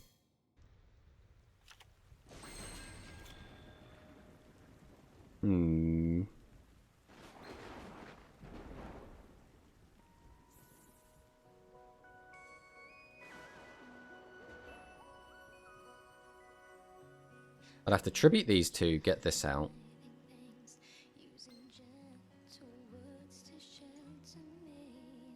And that's probably still the play. So tribute 1, tribute 2. Summon this. Summon Phaser. Activate Phaser. Bring this back. Tribute 1. Tribute 2.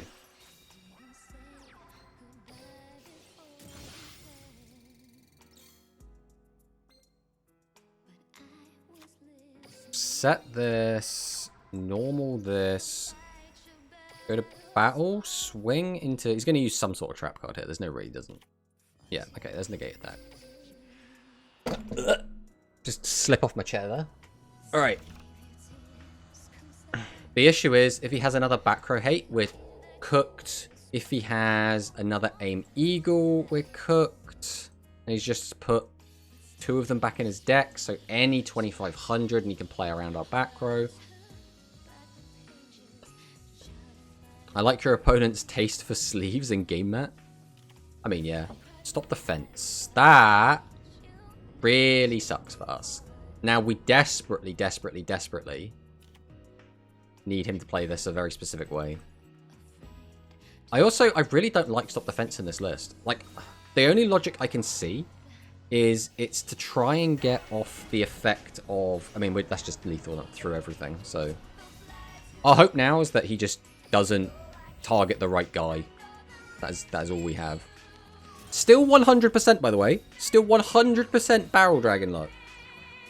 I mean, we are just dead. There's nothing we can do about that. We never saw our negate attack. We never saw our slime, and he found both. That's all that game came down to. It's very sad. I mean, would limit to Jamp, check, break psychics. But again, Manicus, it's not about psychics, right? It's about other people using it. That's what it's always going to come down to. For whatever reason, Konami still thinks that psychic players or people would use a psychic package even with only one Roman pick. For some reason, Konami have that in their head. That's not ideal.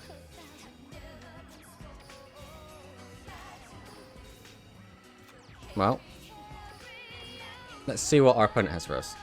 This might be our last game, by the way. We don't have a lot of time left before the point battle ends.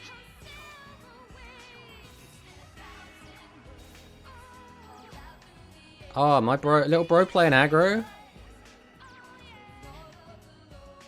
That's so funny. don't I use this? Oh, because our life points aren't higher. That's why. Okay, yeah, we'll just get rid of it. How about piss off, Dragias?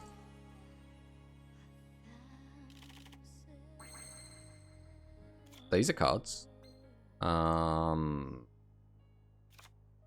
think we don't even bother discarding. I think we literally go for a little push with these.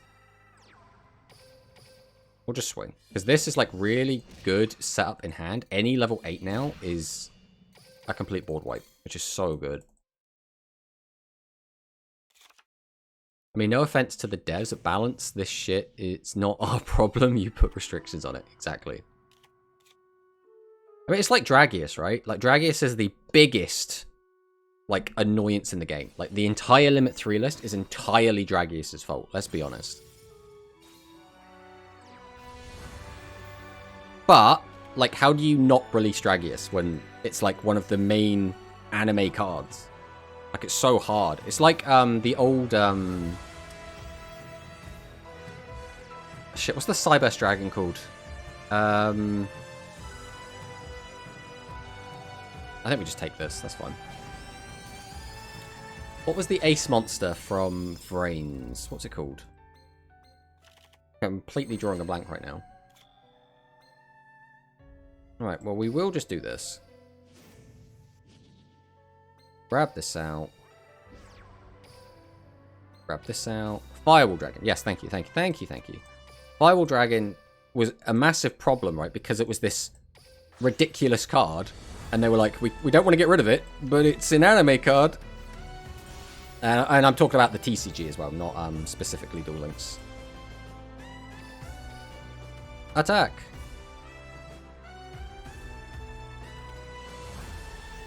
Oh my god, is that negate attack? Wow.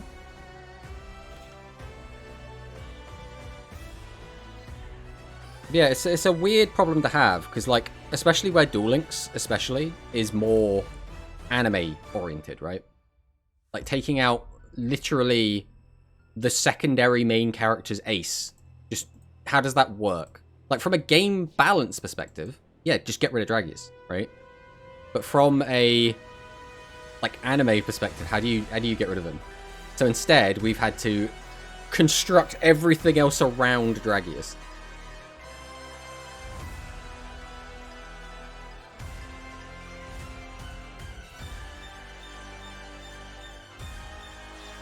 Tributes 2.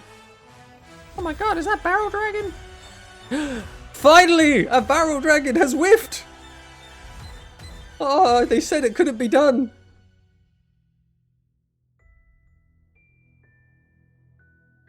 So what happens now? Hammer Crush! Yeah, that's right, you keep missing my important card. No reason to stop that. Take the 2. Ah, that's not a good hand. Set. I think we use this just to put cards back in the deck, to be honest.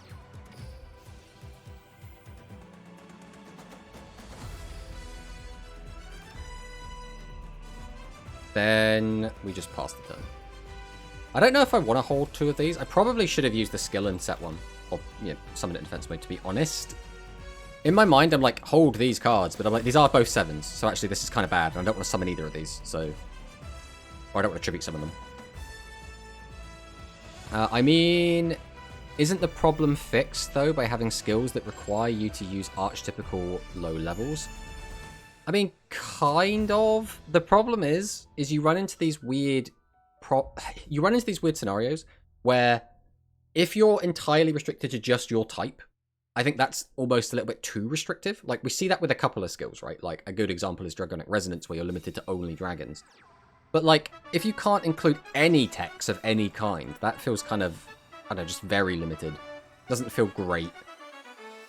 I think that they're... Oh, God, do we just take this? I don't think we care. Yeah, you can have that. I was expecting more than that. Did he even use the flip? No, he did use the flip. He did use the flip. So we can pop that. And then what? Not a heck of a lot.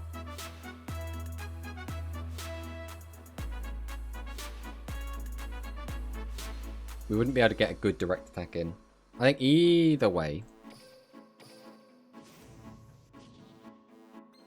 Let me summon this. I think I'm then going to go Shadow Buyer. I'll activate Buyer Effect. And I am, instead of putting back another Buyer, which is not a bad play either, I am just going to put the other Doom back in. And I'm going to go ahead and Tribute both. We'll just get rid of the annoying big dragon man. Just go away. I do not want to look at you anymore. There's no point in trying to get any big damage in, so we're just going to go for a little pump. And we'll just pass.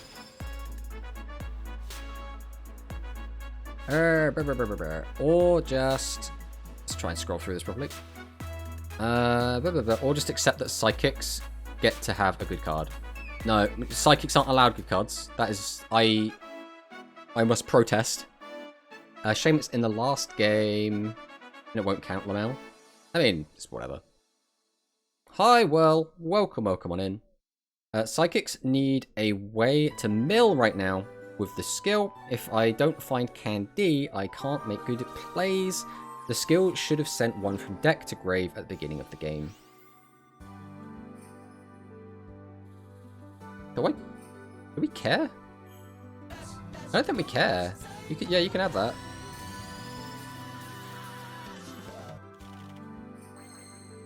I feel like I'm in a position now where I can just chill. I'm just gonna set. I'm gonna pass. I got so many cards in my hand. Hey, thank you for the follow, Night Raid. Welcome on in. So you are saying that unfortunately Psychics just don't get to have their card because everyone else can use it to deal with it. You get to suck forever. So what I would do, my personal opinion, make it so the Psychic skills themselves just force Roman Pick into your deck. Don't do it like the amped up shit. Just straight up say, at the beginning of your duel, add 3 Roman Pick to your deck. And make that a Roman exclusive skill, and that skill limits you to only using Psychic monsters. That is how you do it. And I don't know why Konami haven't already done that. It seems very weird to me that they haven't. Okay, we'll activate the skill here. We'll get this guy out. Probably shouldn't have done that one actually, but it's whatever. We'll flip this up. Activate his effect. Summon, and we will go for a Doom. Doom. Then I will burn you. I could summon this, like... I mean, he might have another back row hate, but I think we're going to summon it anyway. Swing! Swing! Last turn. But that doesn't fix the problem of not getting their back row removal.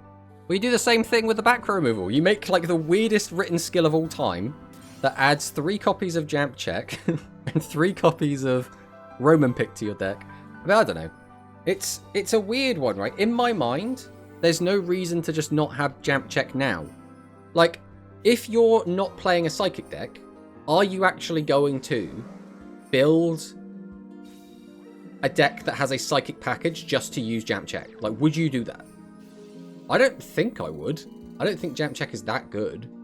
And a lot of the decks that I would want to do that, for example, Royal Rebels, do have some... I suppose maybe Royal Rebels is the actual place I would do that. Our opponent's being very rude right now. Bad. Stop trying to kill me. Accept your loss.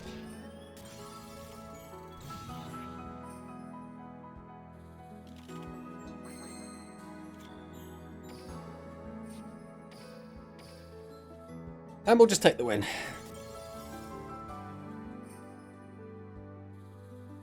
In my mind, that just like fixes a lot of the problems, right? If I think if you have very clearly just very, very strong skills, like Death Doom Requiem, right? Just say, this except level 4, just change that to just be like, you can only have fiend monsters in your deck. Then let the weaker skills have a bit more deck build variety. Let them play things like Essel and these other little engines and stuff. I see who ended up winning. Hey, Triz. Did we lose to Triz? Oh, we just beat Triz. We just... Did we just beat the second place guy? Oh, we gate-kept him. Oh, so... Right, if he had beaten us, realistically, he wouldn't have gotten first place. He would not have gotten first place. Hey, look, it's Jorfio. I wonder what Jorfio was playing.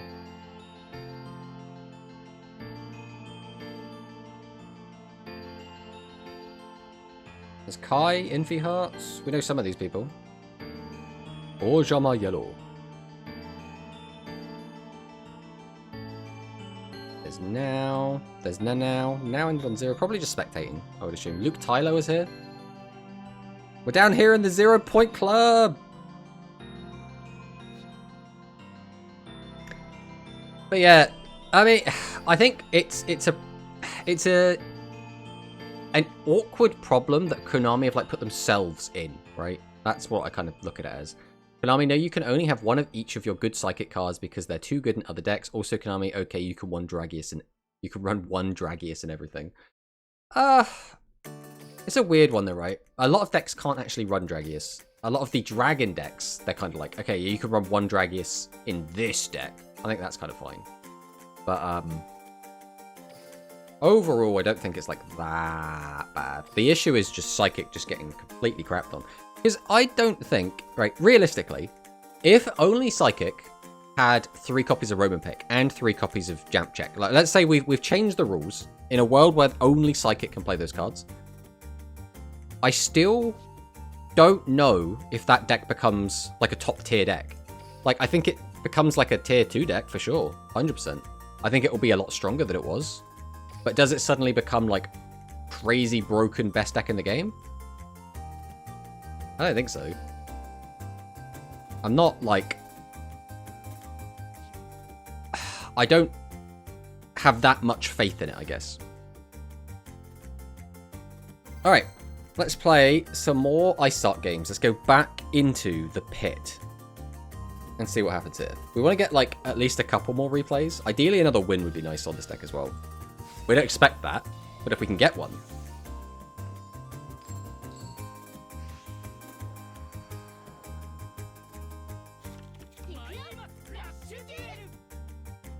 An Essel here would go hard, which means we're not going to find one.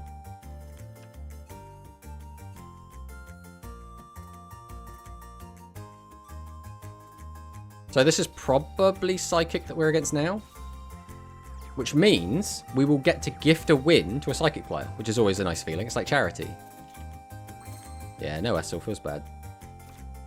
Alright, we will set these. We'll go ahead and tribute these out. We will activate his effect. I don't know if we actually need to use the skill here. I think I do want to, just to get them out of the deck. Because then I can still bin them. I can still put them back into the deck and then re-bin them afterwards. But I think that still does work out as better. We're just going to go for a direct attack. If he wants to use back row on this, that's fine.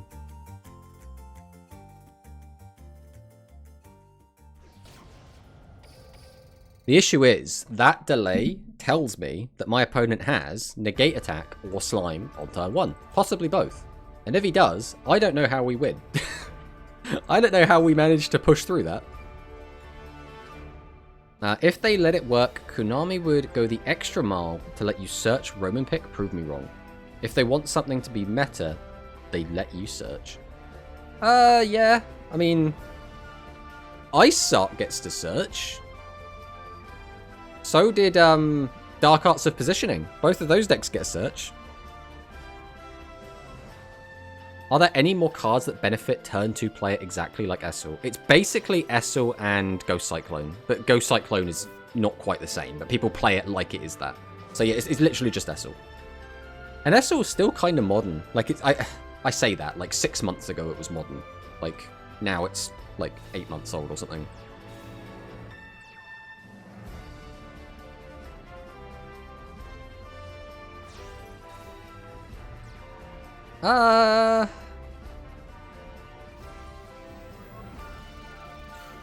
Okay.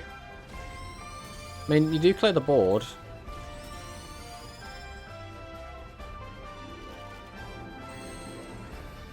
I don't need another ICEZARK right now, game.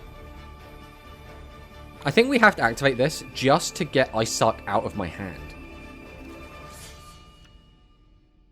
The problem is, if he has back row hate...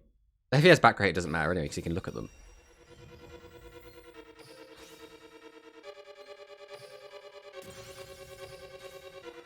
Behold, the humble tea set, and pass.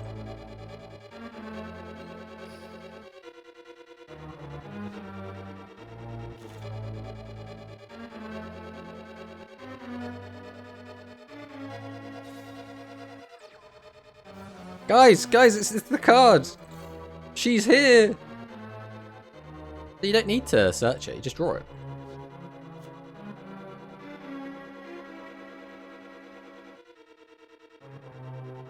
So we've added back Canreedy. Is Future Diviner, draw, and then discard? Or does it put it back? Hand to the grave. Yes, it's draw, discard. I think bad decks are being given good skills so that they make them playable, and decks which aren't bad but could be good are given skills that make them more consistent. The problem with that is you get stuff like Dark Arts of Positioning, which is just kind of bad, and then they gave it kind of a bad skill. And it's just like,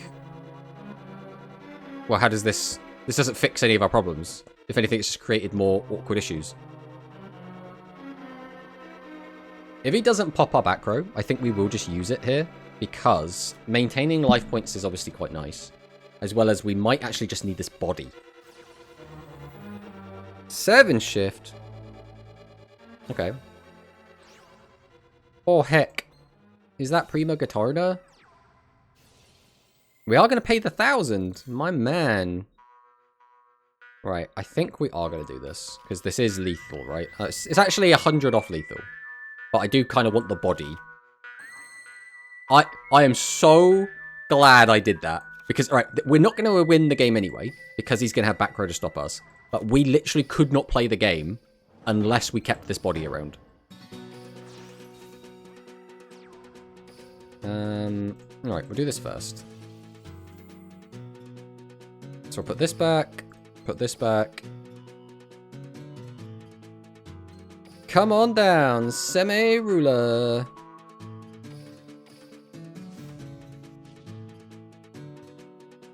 The main issue here is that he's going to have slime or... What's the card called? Negate attack. And we know he's got one of them. We can do nothing about it. So all we can do is just attack, hope it's slime, and then we get to clear the board. There's no point in using this back row, because we know he's got one of them. So we'll swing. Now we have to hope it was negate attack. Yeah, there's nothing we can do about that. But even with this, right, he can crash here. He can get 200 damage in here, and he can get 22 in there. So right now, we're only actually taking 2,400 damage. I still think Hermit is the worst with the skills. Hermit, at least you can do some funny things and doesn't force you to build into like a bricky strat. Like Hermit, you can just kind of play a bunch of low levels and kind of deal with it, right? Like a deck like this or Positioning requires you to play a lot of high level monsters, which creates very awkward situations like the one you see before you, right? Like, this creates basically like a non-game. Like, this is... Like, nothing is happening right now, right? I am in a situation where I just cannot play the game. My board's going to get wiped. I'm probably going to take some damage. Oh, man, it's going to check my face down card. Look, guys. It was the Talismanic Seal Array. He gains the 1,000 so that he can gain more attack points. So now you need to get rid of this. So you need to use Jamp Up to get rid of this, bring out another guy and give it an extra 1,500 attack. And then I think you have lethal. Oh no, we're going to 7 shift? 7 shift is another option. No, we're just going to summon out 15. So we're going to gain, what, 600 across the board. I don't want to do the maths. I'm just going to see if I'm dead. Ow. I think I'm not dead. I'm pretty sure we're nowhere near dead. 19. Okay. Now the issue is, he's still going to have slime back there.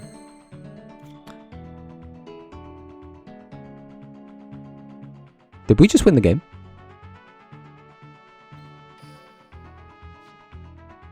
Did we? Did we just win the game?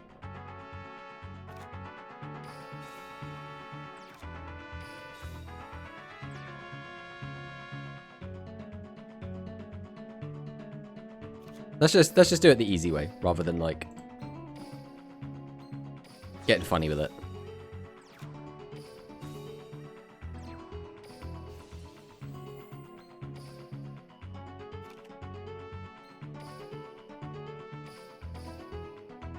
I'm so sorry, Psychic Bro.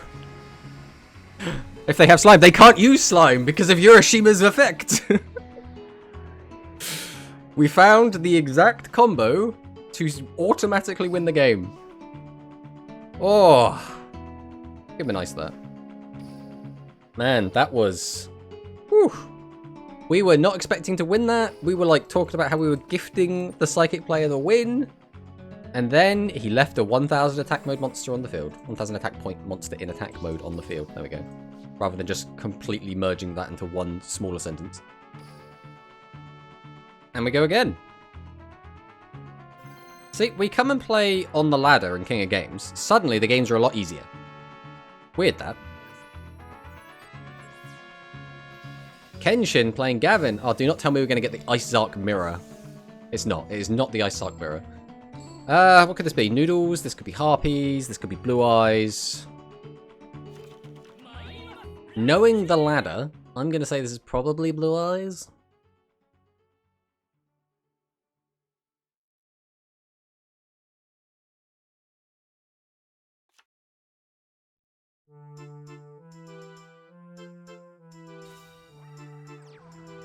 Okay. That's an Essel. That's making me think Blue Eyes is even more likely. It's Noodles. Ah, oh, bro, what are you doing? Essel and Noodles is so mid. Oh, he's playing Dumb Noodles. That's what he's doing. He's playing Dumb Noodles. Okay. I wouldn't expect a level increase either. I wouldn't expect a level increase either. I don't know if I'm being really stupid right now. Well, you're going to have to explain that to me. Chances are I'm being really stupid right now. It has been known to happen.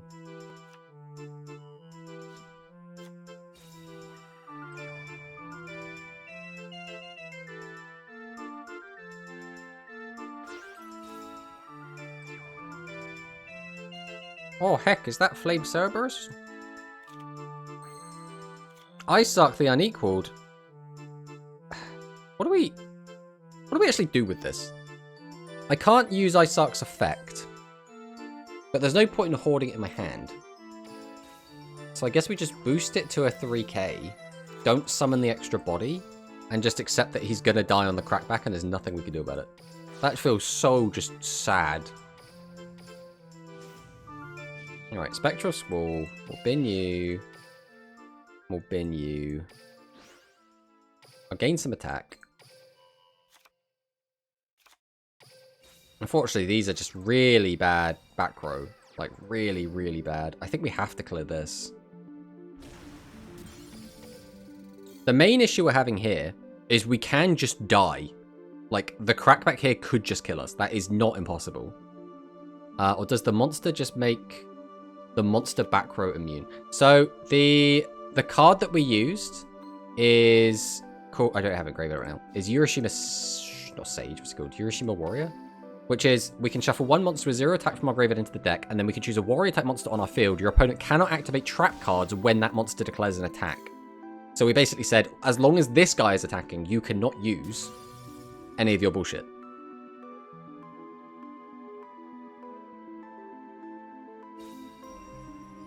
Tribute to the Doomed. Wait, is this lethal? This is 100 off lethal right now. 100 off lethal. Has he got it? Noodle Art reboot. Still 100 off lethal. No, we don't. Because of the 300. Because of the 300 from the burn spell! Okay, we did say that we were going to die. And we have just died. So really, we were right. That's what we've learned here.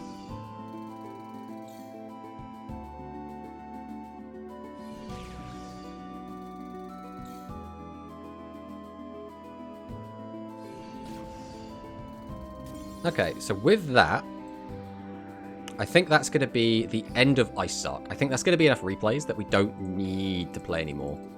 I think we've basically accepted the deck is ass. There's not really any more testing required. I think this is one of the most weirdest decks we've ever played. And we will go ahead and change it up into something else. Do we just go back to the Trap Doom is the question. So I don't really want to play another brand new deck. I kind of want to get more practice in. Trap Doom is a deck that I really do like the look of. I do want to play it a little bit and see how it feels. So we'll jump in with that. We'll change the stream title as well. What do we want?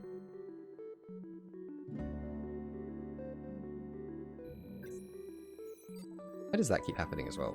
Yeah, that's fine. Whatever.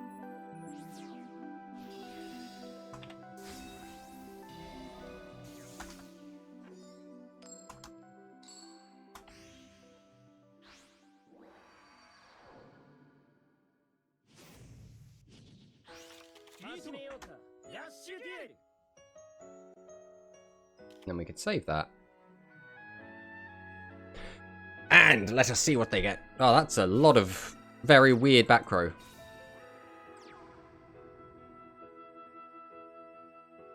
Unfortunately, right, this back row is really good against Cybursts as long as they don't have the maximum. That is a really bad draw.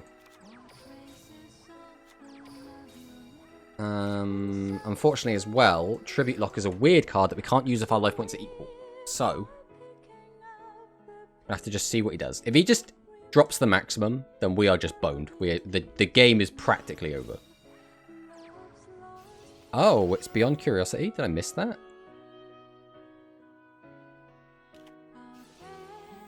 Oh no, go Cyclone. Don't... The only good back row we had. The only good back row we had. Mind you, to be fair, he's playing Curiosity, which means he's probably just going to look to turbo the max anyway. Which means this back row is all kind of crap anyway. In order to beat this, we just need Doom Metal online. That is our win con. If we don't find Doom Metal, we're going to be in a very awkward situation. Well, we've seen 4 of our 7 spell traps on turn 1. It's not ideal.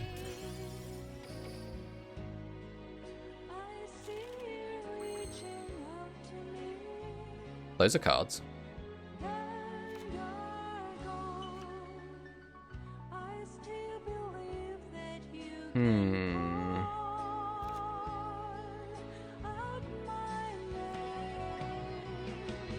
How do we want to do this? I think...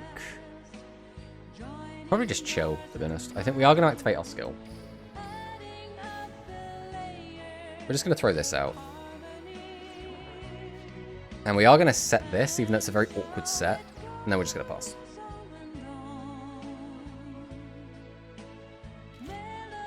Let's see what our opponent has for us.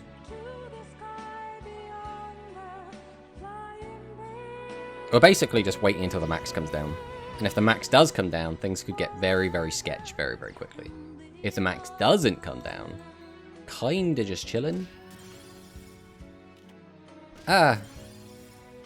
2,000 damage. See, now we're also going to be in a weird situation where...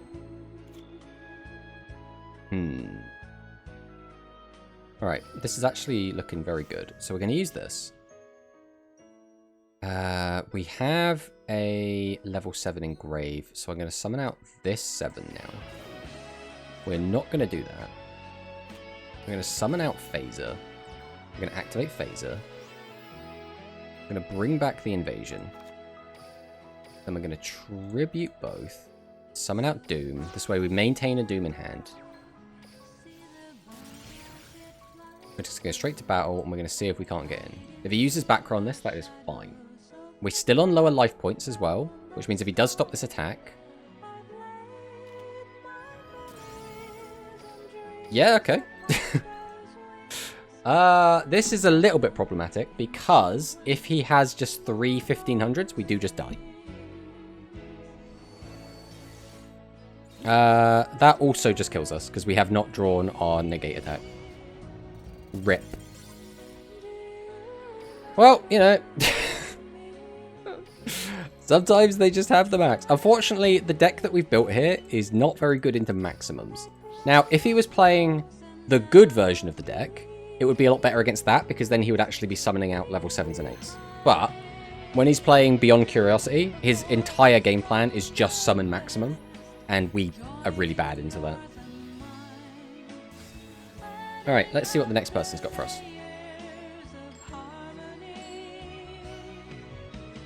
So, another archive skill. So, it's not going to be the psychics.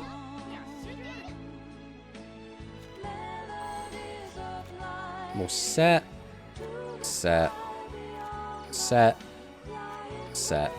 Pass turn.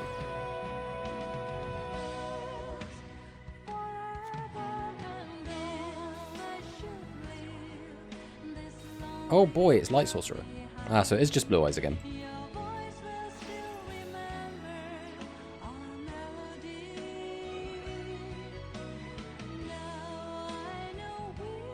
Do I even bother putting that back? I don't think I do. You can have it, mate. Ah, 300 damage? Oh no. Not my goat.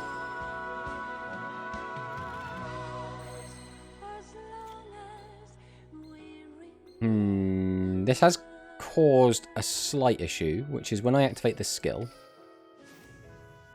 I now can no longer attack directly with big guys. Which is a little bit sad. Because when I pop this guy out the way, I then can't attack him directly. We'll flip this up though, why not? Swing! I want to attack for 5,000! Pass. Could you imagine if you could though? That would be absolutely disgusting.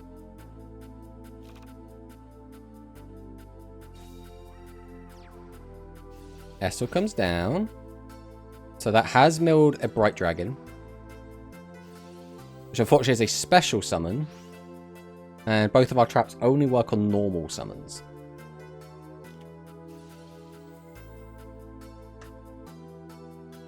Okay. I'm not even sure why we're using Talismanic Seal Array. Is this just like her to get more damage in? Or is this like I want to recycle some cards?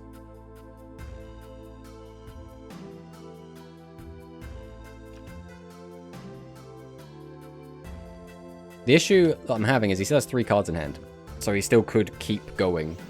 Which is actually kind of scary. Okay, that's fine. Ow.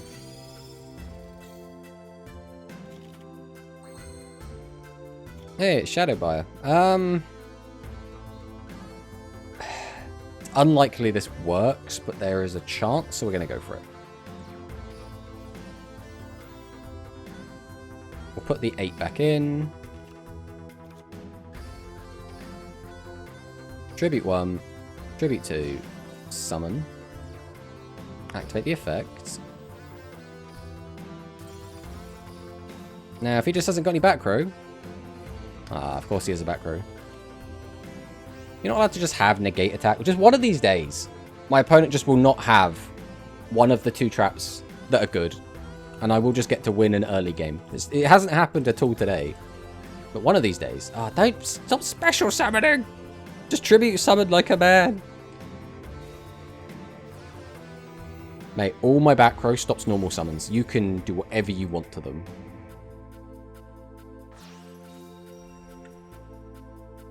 Thank you. I appreciate that. Tribute to the Doomed? Bro, okay. Alright. We've a lot of cards we could draw to deal with this. That isn't one of them. Alright, we'll summon out Cobalt. Use the effects. Send this draw. That does do it. That does do it. So we'll go ahead and activate Death Doom Requiem. Summon this out. No. Summon. Activate the effect. Does not matter what we bring back. Tribute 1. Tribute 2. Pop. Normal summon. Go to battle. Nice, clean one. Now again, that was like free-to-play Blue Eyes, but we'll take it. I actually think, did they have 3 Blue Eyes Brights? I think they had, I only saw 2, I think. So that might have just been like straight up free-to-play. We'll take a look. Obviously, he had the really bad Spellcaster in the deck. So at the very least, it was not a, like, real build. No, it wasn't free-to-play. He's playing Dorotheo because he just doesn't know what to put in, I guess. Because the thing is, the deck has the 3 Taunas in it. He's just opting to play this. I'm just going to assume he's like a newer player. So I can't imagine someone like legit wanting to put 3 copies of Dorotheo in like for the burn.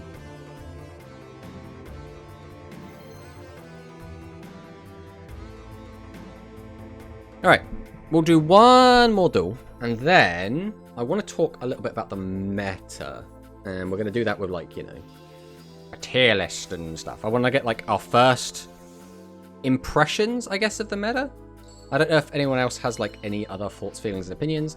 Obviously, this has been going around a lot. In my Duel Links League team, obviously, we've been talking a lot about it.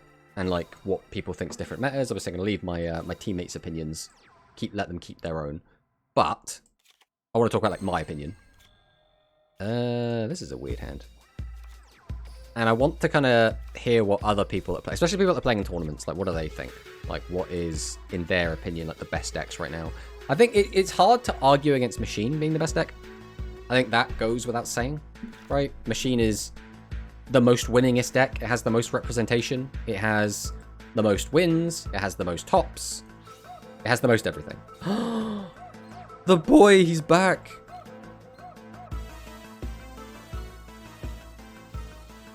Please don't pop my good back row. Jerk.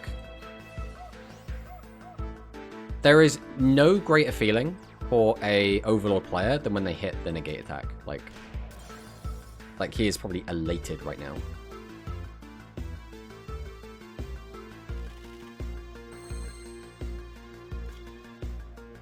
So we have the buyer. I guess we do this. Put the goat back.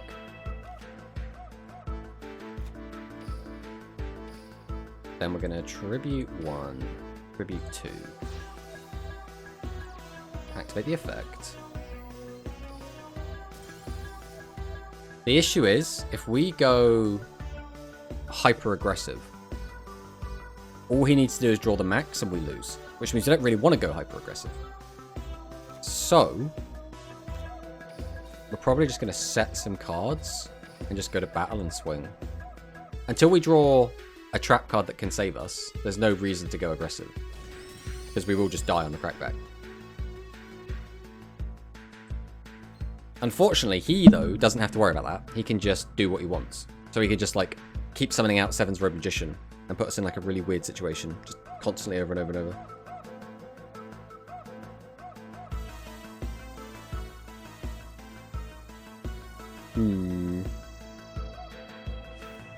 Right, maximum Overlord. Overrush rares look so cool. They do. I don't...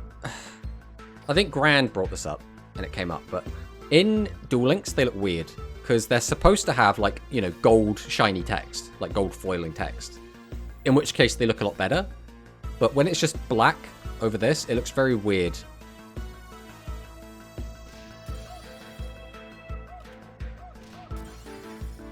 Okay. I'm just kind of chilling right now. That's not ideal. The problem is he now has Tawna. So, like, we could just try and summon over and kill... I guess we'd do that. I think that's probably for the best. Getting rid of the Tawna should be like our top priority.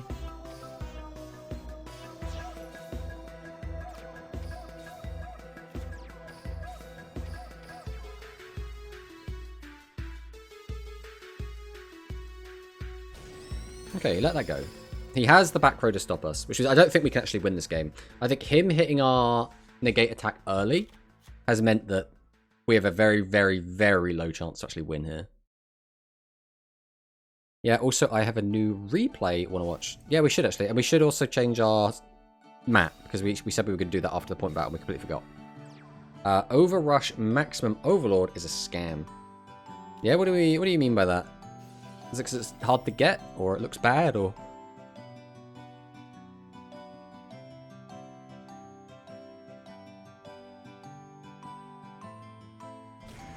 Ow.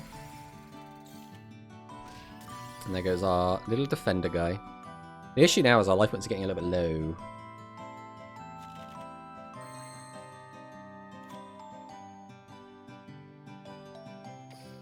I mean, we got to do what we got to do, right?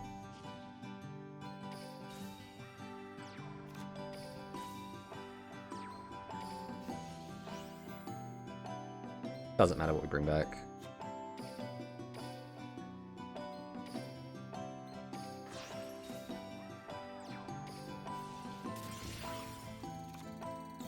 Set. We'll go to battle. He might even just let this go through. So we could have flipped these up, but I know he has back row because he's had delays before, right? So we know he's got it. There's a... Yeah, that's just game. Nothing we can do about that. Rip. Rip. Nothing we can do. Oh. Gitana, remember? Yeah. That's what we're going to go chuck on now. Konami, oh yeah, what are you going to do about it? Stop buying more pack? Probably. It's not like popping out of the art with its side pieces. Yeah, I guess. It's a bit of a weird one. Alright, let's change to Prima Gitana, which is probably here. We'll put that on all decks. Try and save that. Alright, so what we want to do now is we want to talk a little bit about Le Meta. Because we've had 4 biggish tournaments. Now again, you know, Rush is a weird one, right? We only have smaller events. So basically, in my mind, whenever I say a large Rush event, that's going to be like 40 players, right? Whenever we say a small Rush event that still makes the tier list, we're going to say it's like 20 players. And if it's less than 20 players, or it's less than 16, we just don't have it on here at all. So, we got some okay representation across a bunch of different decks. This isn't just like a one deck meta, but as you can see, you know, with these 2 numbers here, which I don't know if you can see them very well, but 25, 28, there's a lot of machines going around, and machines are doing well. They've had 8 top 4s, they've won 3 tournaments, and they've had 11 top 8s, which is quite good, right?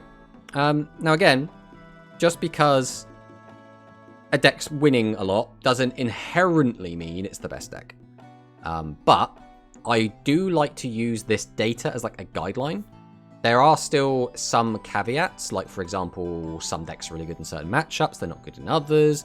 If it's good in most matchups, it should get like a higher position. Some of these decks aren't as represented and this won't be there, blah, blah, blah, blah, blah. The point is, it's not concrete. So take this with a pinch of salt, but I personally like to use the evidence to create my theorem or my conclusions based on something, right? Other than, in my gut, I think this is good, or I played on ladder against this and I won, therefore this deck is better than that deck, which is something I see a lot of other people do, and it's just like, it doesn't feel constructive, right? It just feels like it's, I think deck good because I say so. I think that's weird. But this was the list that we have recently come up with. Now, I'm not saying this list is 100% perfect, but this is kind of how I see the meta right now. Now, again, some of this could be swapped around. Like, I think you could easily, like, you know, put these all in the same tier, put these all up here. But this is the order that I quite like. I think you could change the order a little bit. Like, you know, this could be here, or this could be there, or something. But I quite like this as how I see the best decks in the game right now. Machine is just doing so well. I think it's hard to argue it's not the best deck in the game right now. It's just so strong. It can play a control style game where you don't have to like commit to having everything in attack mode. Why is Overlord so low? So Overlord is down here primarily because of this. Overlord has next to no representation in Top Cut. Now, if we go and take a look at Grand's latest figures, we can see that, which we actually have here, we can see maximum overload did, 4 people did bring it to the event, so it wasn't like completely dead. Bearing in mind, 4 is quite a lot when you're at a 40-player event. That means like 10% of people, for example, were playing this deck. 0 converted into Top Cut, right? In no other tournament have we seen Overlord top at all. We've seen it 1 time. A whopping 1. So that's why I've got it where it is. That is the logic. I do not think Overlord is as good as any of these 4 decks. I think these decks are on a different level compared to these decks. That's why they're in separate tiers. I also feel it's because it's not as consistent as the higher decks. Yeah, I mean, that's kind of... I don't think... again, people have a really bad habit of saying, if something's in tier 3, that means it's shit. That's not what tier 3 is. Tier 3 still win tournaments. Tier 3 can still get 20 win streaks, right? Tier 3 is still tiered because they are good decks. They are just not as consistent or as reliable or winning as much as the decks above them, right? So that's kind of how I've always looked at it, right? Now, obviously, having a single deck in tier 1 is also going to make the other tiers cramped. That is just something that's going to happen. I think that machines are so very, very good. I feel like they are a tier above everything else at the moment. Now, are they head and shoulders above everything else? No. But I think there is a distinct difference between machines and every other deck in the format right now. I think that some of these obviously do have like favorable matchups into machines, but that doesn't necessarily mean they're suddenly going to like jump up, right? Psychic is hidden tier 1. Psychic is like, I really want Psychic to do well, and I was really hoping that we would see some tops. Because like, we did see 3 people bring Psychics. It's just under 10%. And unfortunately, we didn't see any convert, which was a bit of a shame. And I think that's true for a lot of others. Obviously, these are the easy ones to look at because Grand has these like lovely infographics and all the information is right there. We can like see and recorded every single deck in the event. So it does make it quite nice to break it down like that. Tier 3 can only win when Tier 1 and Tier 2 brick. So that's the thing. Rush is a weird game. In that, in speed, I feel like a lot of the time, if a deck is better than another deck, it will generally be able to just kind of win most of the time. In Rush, no matter how good a pilot you are, no matter how well you've built your deck, you can just kind of brick, and your opponent could just also high roll. So any of these decks can still beat any of these decks. I just think these decks will win more often against these decks. That's kind of how I look at it. I've only played Psychics in 1 tournament so far, give it time. Listen, Manicus, right? We've had 4 events, right? You've got to just start playing in more. You've got to take more sick days. You've got to just play while you're at work. And if you want to have Psychics be taken seriously as a tier 1 meta threat, you have to start getting the results, right? It's all well and good for people to be like, well, yeah, in testing, this did really, really well. It's like, okay, put your money where your mouth is, win a tournament, top in a tournament, right? If you get top 4, fantastic. Top 8 is fine as well. Again, we've already had a Psychic top 8, so, you know, it's not impossible. Is the Japanese point battle room, did you place first? Did you face first place? We placed the guy in second. We didn't place the guy in first. Trying to even think what they were on. We'd have to, like, we could go back in the VOD and have a look what the second place was on. But we beat them. What were they playing? Were they on machines? Basically, Quantum, when we were playing in the point battle room, there was a ton of machines. Like, almost everyone was just on machines. So let's just put there, right? It's been 2 days in a row. First place doesn't post his deck. Second place was on aggro. I'm trying to think now.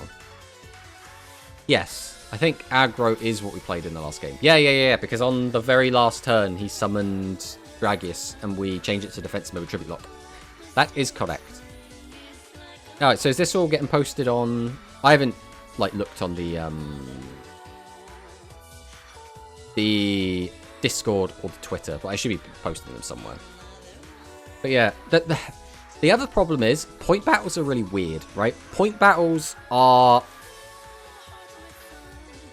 I feel like a bit of a broken record because I say this, like, quite a lot.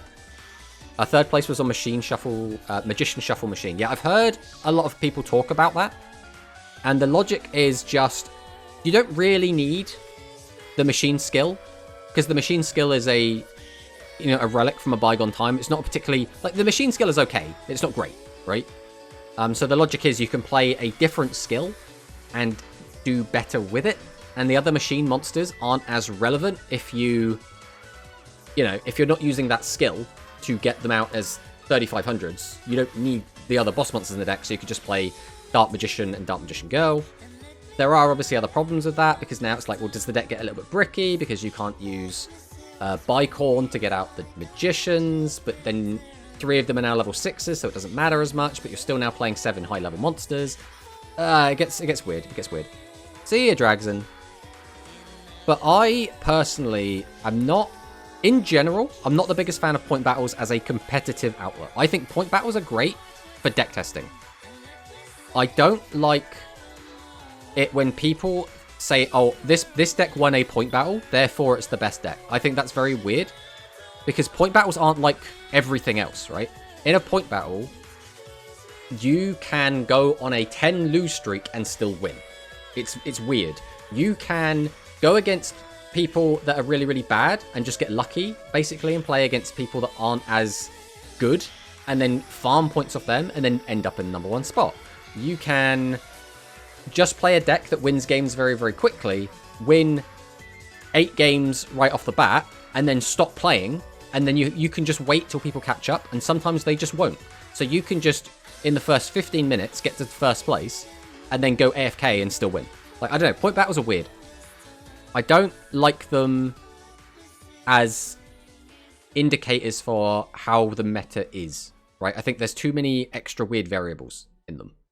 That's why I prefer knockout tournaments, I prefer Swiss tournaments, I prefer tournaments, right? Because then you can get better, more reliable data, in my opinion. Again, this is all going to be a little bit subjective, but that's my reasoning for why I don't like them.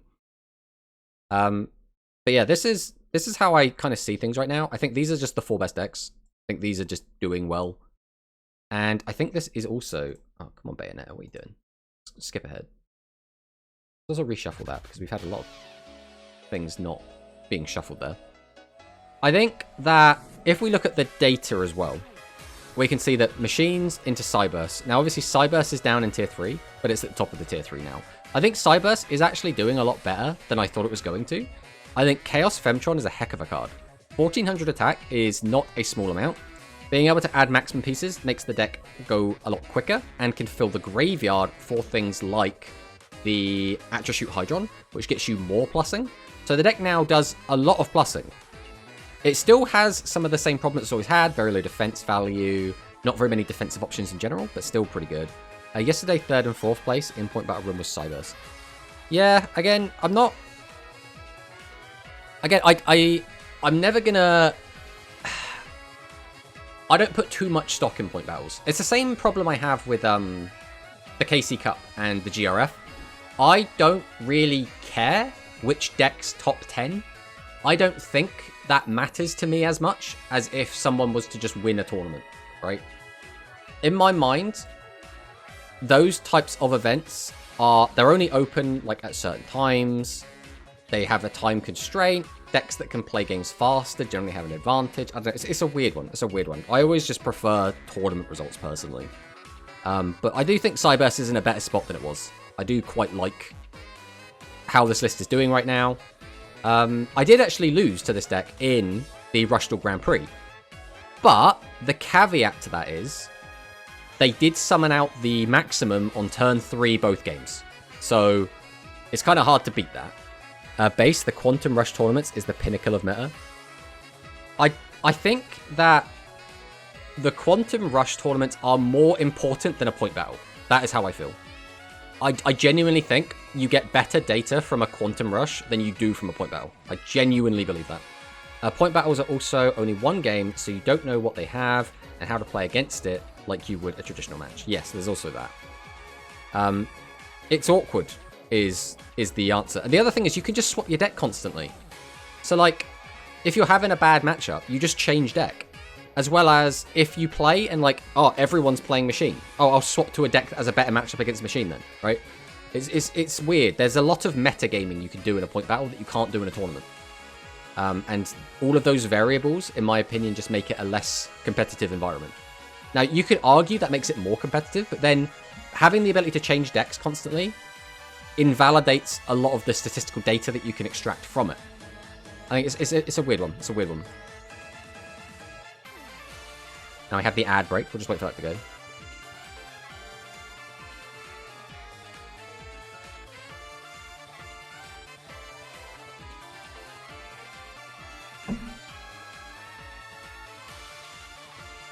Three, two, one.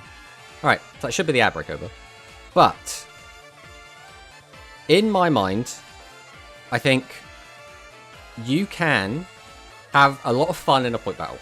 I think point battles, when they're taken seriously, are a great place to test out decks against a lot of different matchups. It's basically a better version of King of Games Ladder. That is what I look at it as. You jump in, play as many games as you can in a short amount of time, test out against people that are kind of a higher quality usually, and then go from there. That's how I look at a point battle. I think it's hard to get invested into a point battle, and I don't really put as much weight on someone winning a point battle as if they were to win a knockout tournament or a Swiss tournament. I think winning a tournament is more impressive than winning a point battle. That's just my opinion. In a traditional tournament, I can't just throw 3 combustion into my deck to counter machines. You can throw 1 in, and sometimes it'll be really good. You know, there's that, I guess. It's also another weird one where you don't have like sideboards in tournaments typically as well. As a TCG brained player, like obviously I got into Yu-Gi-Oh! When Yu-Gi-Oh! First came out, and I was playing it in a TCG. So most of my competitive life, and even when I was playing Duel Links Speed, a lot of the tournaments I would play in that are side deck tournaments, right? You get a 5-card side deck, and in the physical TCG you had a 15-card side deck. So I'm very much used to streamline the main deck as much as possible, and then have all the outs to all the problematic matchups in the side deck. So game 1 you're playing like straight up, and then game 2 you can side in everything you need to deal with the problematic matchups.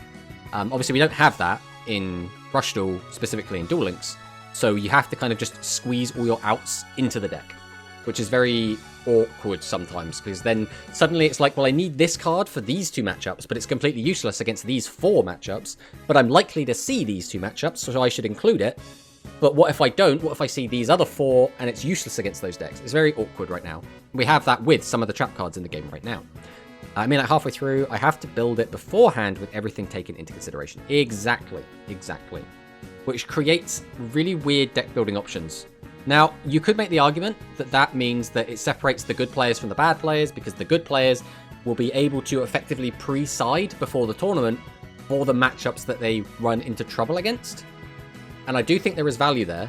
At the same time, if you just don't see the decks that you've pre-sided for, and you instead see a bunch of like Gaff or like lower tiered decks or something, then all your siding was a waste of time and now you look like an idiot.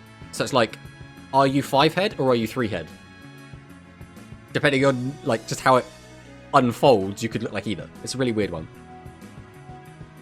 But yeah, back to the actual list itself. Again, I think machines are just so good. They feel like they're on a different level to all the other decks. Again, any of these decks can beat machines. Like, machines aren't unbeatable. They're not a tier 0. This isn't like, oh my god, machines, the terror of the game. I just think they are a tier above everything else. You could argue this is like tier 1, and these are like tier 1.5. But just to make things like clearer, I'll just have them in 3 tiers. I then think these 3 are on a similar power level. I really do think all 3 of these decks are still really good. I think Noodles gets a bad rep because there's 2 different builds of Noodles. And we do have both Noodles here. So this is like trap Noodles. This is the like, play a bunch of traps, control the game, burn your opponent, have outs to as much as you can, blah, blah, blah, blah. This is the aggro noodles, right? This is summon out spice, use your roastery, boost everything's attack, attack, attack, attack, attack. 3 attack mode monsters every turn, go balls to the walls, right? This is obviously just aggro. Aggro is obviously done very well. It's very good right now. Aggro doesn't really have very many bad matchups. Aggro arguably has kind of a bad matchup into Royal Rebels. Kind of. But Royal Rebels still can just die if they don't find what they need. But Royal Rebels does have... Because aggro kind of wins by just summoning out 3 big guys, right? You summon out a lot of guys in attack mode. Attack, attack, attack, attack. That's where the name aggro comes from, right? Whereas Royal Rebel instead... like, just wipes your board. So, if you're playing a deck that has to commit, then Royal Rebel can just pop all of that, and then you take a ton of damage, and then you then have to rebuild your board and then break through the board that they've made. Whereas both of these decks, the Machines and the Noodles, don't have to do that. Noodles and Machines can quite happily leave one monster in attack mode and still win the game like that. Which means they don't have to play into Royal Rebels, which is their kind of 2 of their strengths, which is why I've got them as the first 2 decks. Stun Burn, Aggro Burn. See, none of these decks really stun. Like, to me, stun is like floodgating your opponent down so they can't play the game. Whereas the Trap Noodle is basically just removal. You just have removal in the deck. Right? It's just more reactive. This deck doesn't really burn as much, is the other difference. This deck will like burn you for like 1,000, maybe 2,000 over the course of the game. This deck's looking to burn you for like 4,000, 5,000 over the course of the game. That's kind of the big difference. Again, Cyberse, I think, is in actually a pretty good spot right now. I wasn't expecting this deck to do as well as it is doing. I think I still don't really want to play it myself. I still don't really like how the deck plays and how it feels. I will obviously still be testing it in the future, but I can't deny it's been doing quite well, right? It's up here right now. It has 2 top 4 appearances. It has 5 top 8 appearances. Like, it's doing well. Like, you can't... no matter how much you dislike a deck or you don't want to play a deck, you can't argue with the facts, right? Deck performing well, therefore deck doing well. I do not think, though, however, I would bump this up here. I think it's really awkward because this deck has so many matchups where it just gets to win for free, and also so many where it doesn't. Like, I think aggro, it probably has quite a good matchup into, but I think realistically, your Drago gets outed so easily by Machines and Noodles and Royal Rebels that I don't want to put it any higher than tier 3. That's kind of how I look at it. I think arguably, again, it can beat the aggro deck, like, reasonably well. But even then, like, all you'd have to do as the aggro player is drop a Talismanic Sealer Ray and you can just get rid of the maximum, right? Then Overlord. Overlord's a weird one. Overlord is a weird one. I still think this deck is really, really strong. I still think this deck can kill you out of nowhere. I still think you have to respect this deck in how you play and how you build your deck. And I think if your deck can't win through Overlord, then, like, is it even really going to be a meta contender? I think a lot of these other decks can. But I think pretty much most of the decks on here can. It's just a little bit awkward. Overlord has some really good matchups. I think it actually has an okay matchup into aggro. So I think it's, again, it's not bad. It's just underrepresented right now. It's hard to gauge its power level when we don't see it in a lot of these matchups. So we're going to have to wait and just see how that does. Harpies, I still think is a good deck. Harpies feels like the new Thunder, where Harpies is still fine. It's still okay. It doesn't really have flashy plays outside of the maximum. And I think because it doesn't do anything flashy at the moment, people have kind of fallen off of it a little bit. And they're like, oh, Harpies is bad now. So I don't think Harpies is bad. I think Harpies is just a little bit underrepresented. And people always have the Harpy free-to-play bias, where you'll play on ladder against a free-to-play Harpy, completely destroy them, and then be like, well, that deck was awful. And it's like, well, no, that guy who is a free-to-play player, like, who is only here for the gems, basically, from Rush, to get for their speed account, is playing Harpies. That's why that deck sucked, because the guy playing it doesn't play Rush, and wasn't, like, playing a good build or anything, right? So I think it does get that little bit of negativity alongside it, but I still think this deck is fine. Then there's the regular Noodles. Again, regular Noodles is fine. You can still kill people out of nowhere, but when you're playing a hyper-aggressive deck that relies on smacking your opponent with 3 attack mode guys, and then hoping they don't have one of their 2 trap cards that can stop you, it gets a bit awkward. Like, aggro has a similar problem, but aggro doesn't have to leave as weaker monsters on the board a lot of the time. And having multi-attack does really help out. It's a weird one. These decks are kind of very similar in a lot of ways, but I do think aggro is a lot stronger. 7XL Road, again, is still good. It has a similar problem to Noodles and to aggro, though, where, again, you put a load of guys on, make this, like, really big board, and then try and push in for a ton of damage. And if your opponent has to negate attack or slime, it can just shut it all down. So it's a weird, like... It's in a weird spot right now, where I don't think this deck is bad, again, but I do think it's struggling a little bit, right? None of the obviously relevant decks are bad, but some have an easier time finding their win con or playing their strategy the way they need to against certain decks. RPs is one with strategy struggles at the mo, but it still works the same. Yeah, I think that's a good, concise way of saying it. RPs, I think both of these decks, because Overlord is in a similar spot. Some people are like, Overlord is bad now because I never see it. And I'm like, I get what you're saying. And what you're saying does have merit to it, right? I'm not going to, like, dismiss that statement. I am going to say that the Overlord can still just kind of kill you out of nowhere. The deck is still kind of fine. And just because it's, like, not popping off right now doesn't mean the deck is suddenly, like, really, really bad. Blue Eyes is a weird one as well. Blue Eyes is so bricky. It's so bricky. I think there is possibly something you can do with this. I think people probably need to experiment with bigger than 30 card decks with this card. That is my honest opinion. I think we got away with running things like Rebels and Red Eyes lists that had the requirement of having to have 7 boss monsters back when we were playing barely any back row. And I think then it did make a lot of sense. We were playing like 4 back row at that point. Now, where we have like 7 back row we want to be playing, having 7 back row, 7 high level monsters, only 14 normal summons, it gets very awkward. And although you can just play the game normally, right? You can just find hands that work. You will quite often draw into the 14 card or the 16 cards. No, 14. Yeah, you'll draw into the 14 cards in your deck that don't do anything on turn 1, right? You'll draw into like 2 spell traps, 3 boss monsters, or 3 boss monsters, 2 spell traps, and you just won't be able to play the game.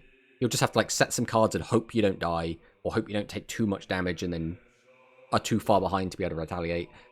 Again, you can just get lucky and just draw a perfectly normal hand and be able to play the game fine. That works. Is that going to happen more often than not? Probably. But I realistically think this deck is going to brick like 20 to 30% of the time. It's too many unusable cards in a 30 card build. I think the skill forcing you to be on 7 high levels is too many. And I would really like to see people experiment with like 32, 36, like just higher counted decks. Because that's the thing. In the modern Rush game, we build our decks with 6 to 7 boss monsters. This is a 7 boss monster deck in a 30 card deck where we play 7 in 40 cards. So like it gets very bricky. That's just my only point. Now obviously there are ways to cheat stuff out. So again, if you do get the Kyberman, you're kind of off to the races. But like, how often do you actually see the Kyberman? That's what I mean. Sometimes you could play 6 games with this deck and not have a single brick game, and it feels like it's fantastic. It feels like it's really, really good. And then you get like 3 games in a row where you just brick, and it just feels like it's complete ass. The other problem is, this deck doesn't have great ways to deal with set 3 pass, so you're kind of forced to play either Torna, or in the Red Eyes version, you play it with the Piercing Samurai and the Kime Ruler. You play it with those to be able to deal with set 3 pass. Now, that in itself is not a bad thing, but both of these decks end up relying on having lots of monsters face up on the field, which does mean Royal Rebels get to munch on them. Royal Rebels gets to just eat Blue Eyes and eat the Red Eyes so easily, because they have to basically commit to a 3-monster board in order to really accomplish anything.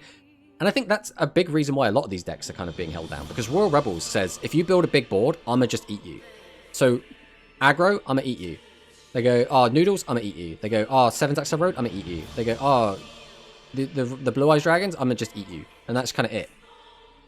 When I play the maracas, they go chick chick boom. Alice in Borderland, I think, has brought up the most important point today. And that is that when you do play the maracas, they do go chick chicka boom. So, I'm not really sure where that fits on the tier list, but it is extremely relevant and was very necessary to be brought up. I would like to see real rush without the skill. Right, so I love rush, right? I love physical rush. I will say, at the start of rush, it was basically tier 0 until Mirror Innovator came out. And then it was still kind of like a 2-deck game, even when Mirror Innovator came out for a bit. The main problem that Physical Rush had was the first decks they brought out, they basically, Konami said, we're going to make sure Dragius and 7th Ray Magician are always relevant. We want those cards to be important forever. So we're going to give them really, really good effects. Which meant every other card that came out was underwhelming by comparison, and therefore there was nothing worth playing outside of them for the most part for a long time. That's kind of how it went. So if we did, for example, get Rush Duel into Master Duel, right? And it was a more accurate representation, and they started at the start, and we just released set by set by set by set. All you would basically see for like the first 6 months of that would just be Dragon Caster Mirrors, right? So until you get like deeper into like Go Rush or like towards the end of 7s, that's when the diversity starts to creep up and you start seeing all these different types of decks, and it gets like more exciting, more diverse, which is the part that I personally really, really invested into. 30 Dragon / Spellcaster cards, 10 cards from other types. I mean, kind of. I mean, so basically, the Dragon section of your deck would be like 3 Dragius, 2 or 3 Phoenix Dragon, and then maybe like 1 or 2 Inferno, right? And that's it. That would be your entire Dragon package. Everything else would just be Spellcasters. So they did a better job with Duel Links. So basically, yeah, they came into Duel Links with prior knowledge of how they kind of dropped the ball a little bit with the physical game, which meant they could course correct, right? In the same way that when we got Duel Links for Speed Duel, when Duel Links first came out, we didn't see the exact same product releases because 1, that would have been boring, and 2, they managed to avoid a lot of the pitfalls that they ran into, right? Like, notice in Duel Links, we didn't start off with Raigeki, Dark Hole, Monster Reborn, Pot of Greed, right? We didn't see any of those cards because we have prior knowledge that, oh wait, these cards probably shouldn't be out in the game right at the start and kind of break everything. So, I mean, look how long it took us to get Sangan, right? Sangan is a card that came out in Metal Raiders, right? It took us so long just to see Sangan in Duel Links. But yeah, I think that's one of the things. The only mistake was Econ. Yeah. I really liked, I should say, Enemy Controller when I first started playing Duel Links. But it was extraordinarily game determinative, right? If you saw your Econ and your opponent didn't, you could just win the game off of that on its own. Which is what, again, I'm not a big fan of the... I don't know if I'm not a big fan of the current meta. My first impression of the meta is kind of iffy at the moment in Rush, because right now it feels like whether or not you can pop your opponent's negate attack and slime, whether or not your negated attack and slime get popped, or whether or not you draw into them, is very deterministic to how the game's going to go. So if you see them early, they're more likely to get popped, so that's bad, but you want to see them kind of mid-game, because if you see them late-game, that might be too late. So now it comes down to who sees their slime and negate attack in the kind of the mid-game, after back row removal has already been used, and it, I don't know, it's a weird one. It's a weird one. I don't like the game coming down to, did I see the right trap card at the right time? But yeah, that's kind of it for those tiered decks. Then over here we have our high potential.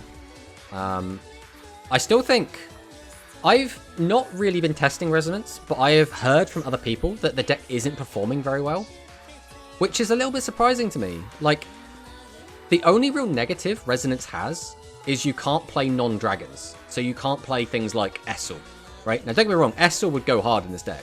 I would love to be able to play Essel in there. But we're in a meta where popping back row is really important. And this deck gets a lot of access to popping back row. And has monsters that get up to 2800, which is quite good. And has multi-attack between multi-strike dragon Dragius and the... God, what's the little guy called? I cannot for the life of me remember what his name is, but you know the one I'm talking about. The one that you can discard a card and attack twice. And then you can boost, you can use the skill as well to get up to 15. And a 1500 that can attack twice is also very relevant. There's only one 1500 defender in the game. So, I don't know. I feel like this deck should be doing quite well, but it's just seeing no representation, and the people that I've talked to that have been testing it have said it's not performing very well. So, I still think it should be doing well, but it's not.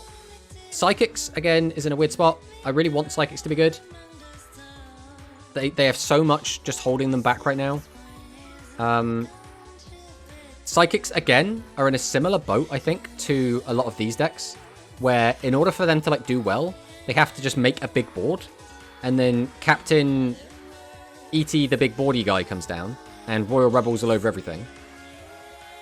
On top of the fact that they also get stopped by the trap cards, right? If your opponent has the Slime or the Negate attack, it can really shut it down. They don't have access to good back row removal, because one of them puts it back to the top of the deck, which means they're just going to go out next turn, or they have to run Ghost Cyclone, which is situational. Jamp check is amazing, but if you jamp check your opponent, look at them both, and see a negate attack and a slime, well, what do? You have to commit to a big board to make them use it, at which point you just hope they can't kill you on the crackback, you just hope you have your own. But your opponent probably has better back row hate than you do, unless they're exactly this man. So, I don't know. Thunder, again, is also... I'm going to put this at Rogue. I'm moving you down, ICEZARK. I hate you. I hate you, ICEZARK. Get out of here. But Thunder, I still think, again, hasn't really changed. Not much is different with Thunder. It should still be fine. People just aren't playing it. I still think it has some okay matchups. It doesn't have to commit to a big board. It probably will, which means Mr. Royal Rebel will come down and eat him again. But I don't think you have to. That's the biggest problem this deck's always going to have is you only gain your piercing when your opponent has no cards in their hand. So as soon as your opponent works that out, now you need to commit to a big board to do anything. As well as the fact that you still can't really beat set 3 pass. So I understand why Thunder's down here, but I think it still could do stuff. And I don't even know if it's worth talking about some of the rest of the decks down here. Like, none of these are really going to be doing much realistically. Like, we have the Metagearus, who's still kind of bugged as far as I'm aware. We have our Dinosaurs, which are also not really doing much. I guess we could talk about Servant of Dawn. I don't know, Servant of Dawn feels kind of weak right now. Maybe you could, like, slam it here or something. Probably a bit... Servant of Dawn is a weird one. If you play, like, the pure Dinosaur version, it lacks the ability to beat set 3 pass again. And if you're playing the Dragius version, I think it's Dragius, and Dragius is still pretty good. For how long will stream be on? We're probably going to go for another 15 minutes or so. What is the Metagearus bug? So the bug with Metagearus is sometimes your deck will not let you play it because it will say that you have too many Limit 3 cards, because Metagearus was Limited 3 before it came out, and then they changed it, and there's like a lingering bug where sometimes you can't play Metagearus. It doesn't happen to everyone, but sometimes you just are not allowed to use it. So, you know, there is that. But yeah, I think that's kind of it for the tier list, to be honest. We talked about pretty much all the decks. We talked about their matchups, why they're where they are. I think we could potentially have another tier, to be honest. If we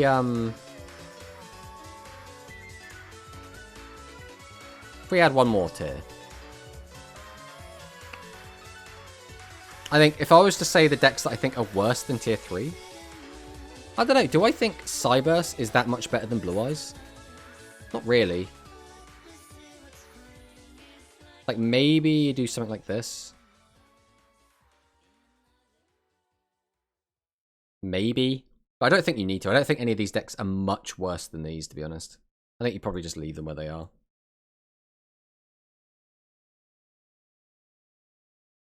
I don't even know if we need a lot, because these are kind of very similar decks.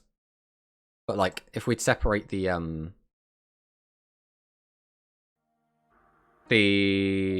Red Eyes versions of decks from back in the day. I think we still do separate these. We will end with my replay. Alright, Zaki, we'll go watch your replay. What's your replay? Right, do we do have you on friends list, right? I'm sure we do. Sure we do. Psychics is probably tier 3 because compared to the other high potential decks, the deck is held back by limits and skill requirements, but the other decks in high potential generally have good skill and no limits on cards that stop them playing their deck optimally.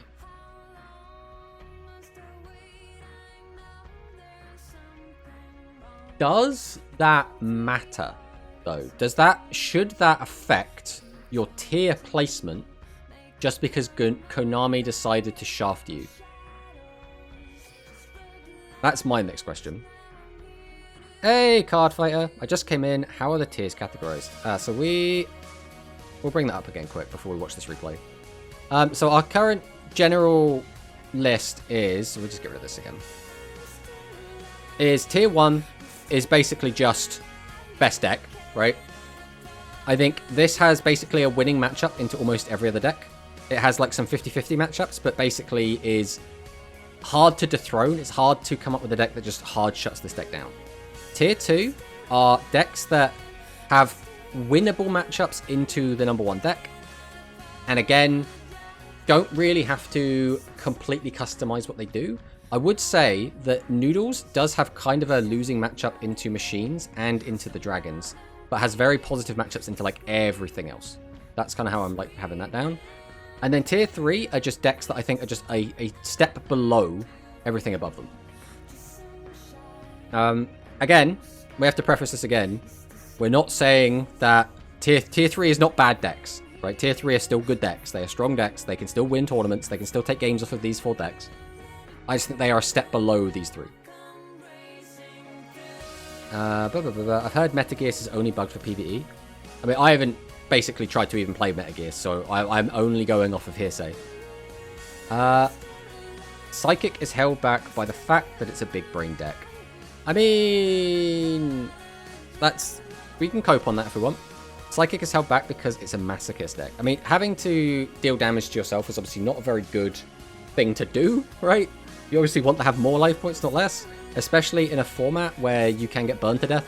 So, yeah, but only because high potential will need the cards to be relevant, whereas Psychic isn't as tested, so we don't know what the best... But again, the thing to remember is, this is a first impression list. This is not... We haven't finished the meta. The meta is not solved. I don't think the meta will probably be correctly solved, even when the new product comes out. Because people can always test, they can always iterate, you can always, like, change things up. This is literally a first impression, right? My first impression, based on the tournament results we currently have access to, and based on my own experiences thus far, is that Psychics are a high potential. Now again, high potential doesn't automatically mean bad. It doesn't necessarily mean it's worse than other decks above it. It means my initial impression is that Psychics haven't proven themselves yet, right? They have potential, and it's quite high potential. They haven't quite gone all the way yet, right? That's kind of how I look at it with them. A lot of the rest of these decks, we've already seen them doing stuff, right? I have actively seen tangible proof of these decks doing things. Like, if we were to go entirely off tournament results, then Cyburst would be up a tier. We'd probably also throw Seven's Axel Road up a tier as well. I forgot, did Thunder get any support in the new box? They did not. Realistically, Thunder got all the generic stuff, so they only got, what, Negate Attack? That's kind of it. Curiously, there is potentially some sort of Thunder Machine hybrid you could make that could be okay. Just because Trigger Drago is just kind of an okay boss monster. And Machine don't really need their skill. But, like, I don't know. I don't think there's much you can really do off of that. There is mild potential there, but I don't think there's going to be anything, like, super crazy. But, let's watch the replay. Let's see what Zaki Boys has done. Zaki Boys really wants to show us his replay. Let's watch him style on this player. Annika Boom versus Alexis Rhodes. Did you change your mat? Yeah, we changed the mat. You won't be able to see it in this replay, though, because obviously it's not our mat, but... We've got some nice mats going on here, though. Look at these. Lovely and minimalist. The unstoppable train! Alright, I'm not going to lie. I'm kind of rooting for your opponent, Zaki boys. I am a big fan of trains. Unstoppable train. Here comes the Night Express Knight. I'm going to summon Heavy Freight. I'm going to overlay into Super Dimensional Robot Galaxy Destroyer into a Crackdown, gets flipped down. They do get to keep it, though. Is this it? Is this just Crackdown won the game? Are we alright? So to be fair, we're playing around like Kiteroid, or I guess it's going to be Kiteroid, right? We're playing around Kiteroid by summoning another guy. Why have we? What's going on here? Why couldn't we attack? Are we just styling on our opponent? Like we had lethal and we chose not to take it. We're just going to guard doglock them. You should watch my last replay or two. They're not psychic, but they're good. Okay, we'll have a look at that in a minute. Because you were also testing ICEZARK, right? So I'm expecting some ICEZARK replays.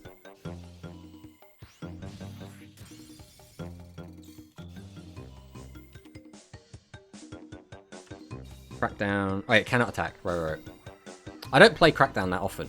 I usually am playing something like Compulsory Evacuation Device.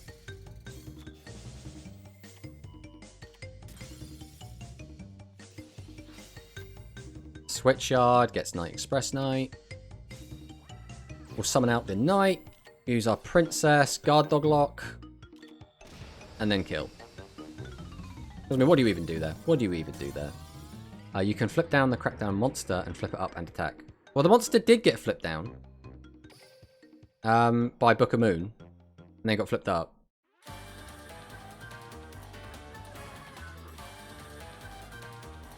But yeah, let's check out Manicus. Let's look at my duelist study for a sec. Let's go check out Manicus replays. Because I don't think it's worth jumping into another game right now. There's Manicus. There he is. Alright, let's check out the Sota game. I recognize the name Sota, but also I think it's just generic enough that that could be one of like 100 people. It's almost like Sora. Alright, let's see what Sota's got for us. Manicus is on Gavin, so we are going to be expecting ICEZARK.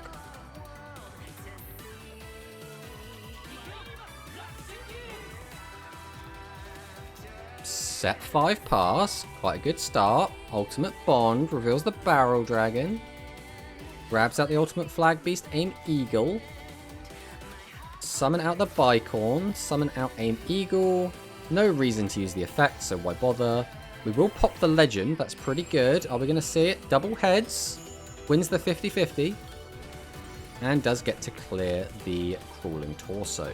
Flips up the Bold Tricorn, turns off the back row, uses the Essel just to fill the grave, which did put a high-level warrior in Graveyard, which now is going to turn ICEZARK on, because you only need to have 1 in the Graveyard and then 2 from the skill to be able to, you know, do the whole thing. We can then use TSA, fill our deck with even more cards, weaken our opponent's monster, and then just hope the back row is just nothing. If the back row is nothing, this is lethal. And the back row is nothing, so this is just lethal. When it works, it works. All you have to do is make sure your opponent opens just the 1 monster, and they don't have any back row that works. Then we'll look at this one as well. Maybe Chain Book with Crackdown doesn't work. Maybe because Crackdown doesn't like go into effect until after the monster's already face down.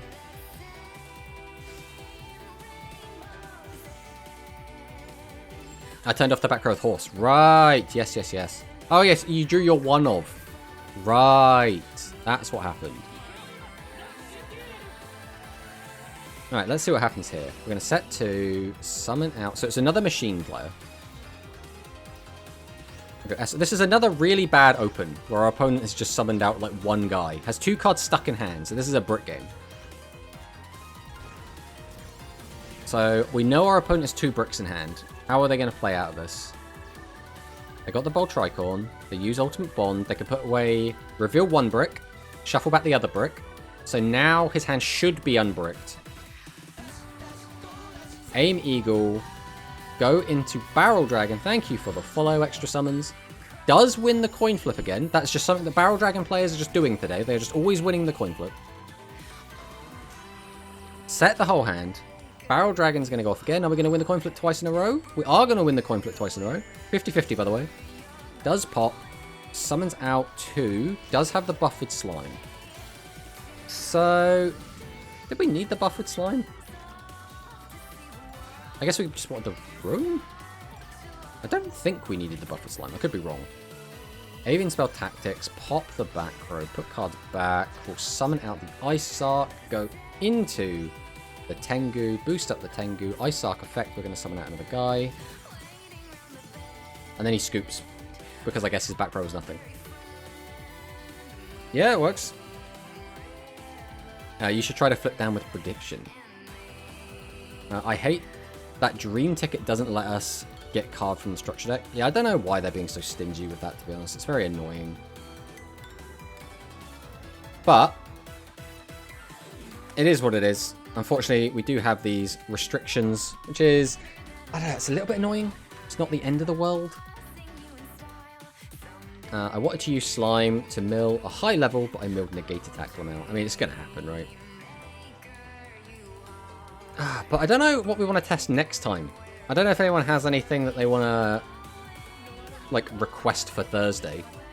Like, we got a couple of options. We have Blue Eyes. We've got Machines, which are, like, the 2 more competitive options. We could try something with Metagears. If anyone wants to see something like Metagears come down. I kind of want to try out Resonance again, but I don't know how fun that would be. Play Psychic? We could play Psychic. I'll tell you what, Manicus, you've been cooking the hardest. If you send me a Psychic list, if you send me the spiciest, most consistent list you have, I will play Psychic on Thursday. We'll test some Psychic. Is the Metagear skill even good?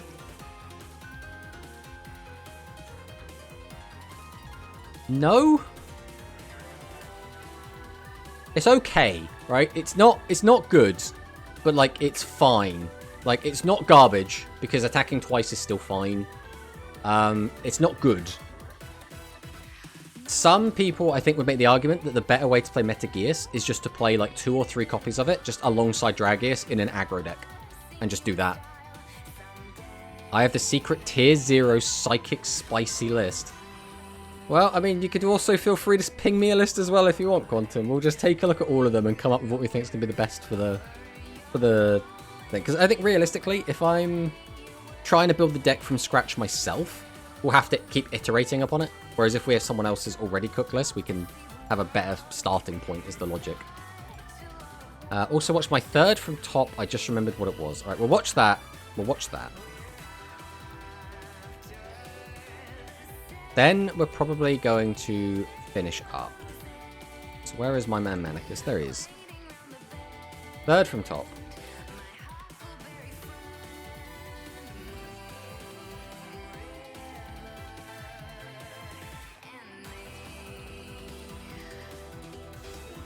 You're a fake psychic, I'm real? Wow, what the heck? That's just mean, Manicus. Can't just shit all over your psychic bros like that. Listen, right, there's very few of you to begin with, let alone if you start infighting. Alright, we have Essel. We got Torna. So this is a Blue Eyes. Go for the re-DB. So my other question is, have we tested with the old psychic skill and the new one, and we've decided we prefer the new one? Is that what's happened? Speedy Performer boost, can re-D, put it back to hand. Summon out the Performer again, boost again, Prima boost again. There is a trend I'm seeing, and that is in a lot of these replays, our opponent just doesn't have back row. So, like, what happens when the opponent has back row? Do we just, like, turtle up until we can force them to use it?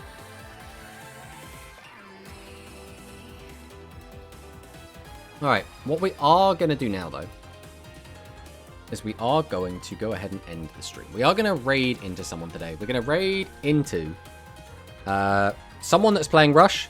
They are Portuguese, so I won't be able to talk to them. They also apparently have an OnlyFans. We're not going to read too much into that. I don't know who this person is, but they are playing Rush, and that is the low bar we set for us to raid into them.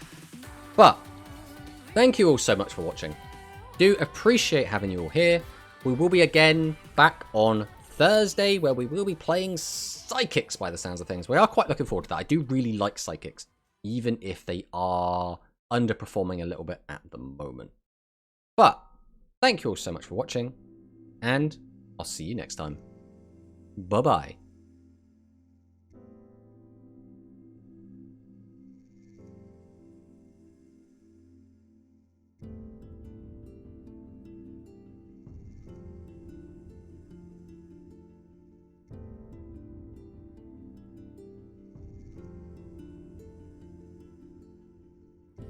E o deles é falar de nós, né, de hoje. Mas se eu piar com meu bonde, vocês vão amarelar tipo emoji. Se eu lançar nova onda, são vários clones. E quem mais fala mal é quem mais consome. Tá ligado que a inveja é o pior mal do homem. Tá com meu nome na boca e o meu som no fone. Esses manos sempre testam minha paz, esses manos sempre testam minha paz. Você tem zero fundamento e quer tratar comigo. Se depender de mim, você vai tratar sozinho. Porque eu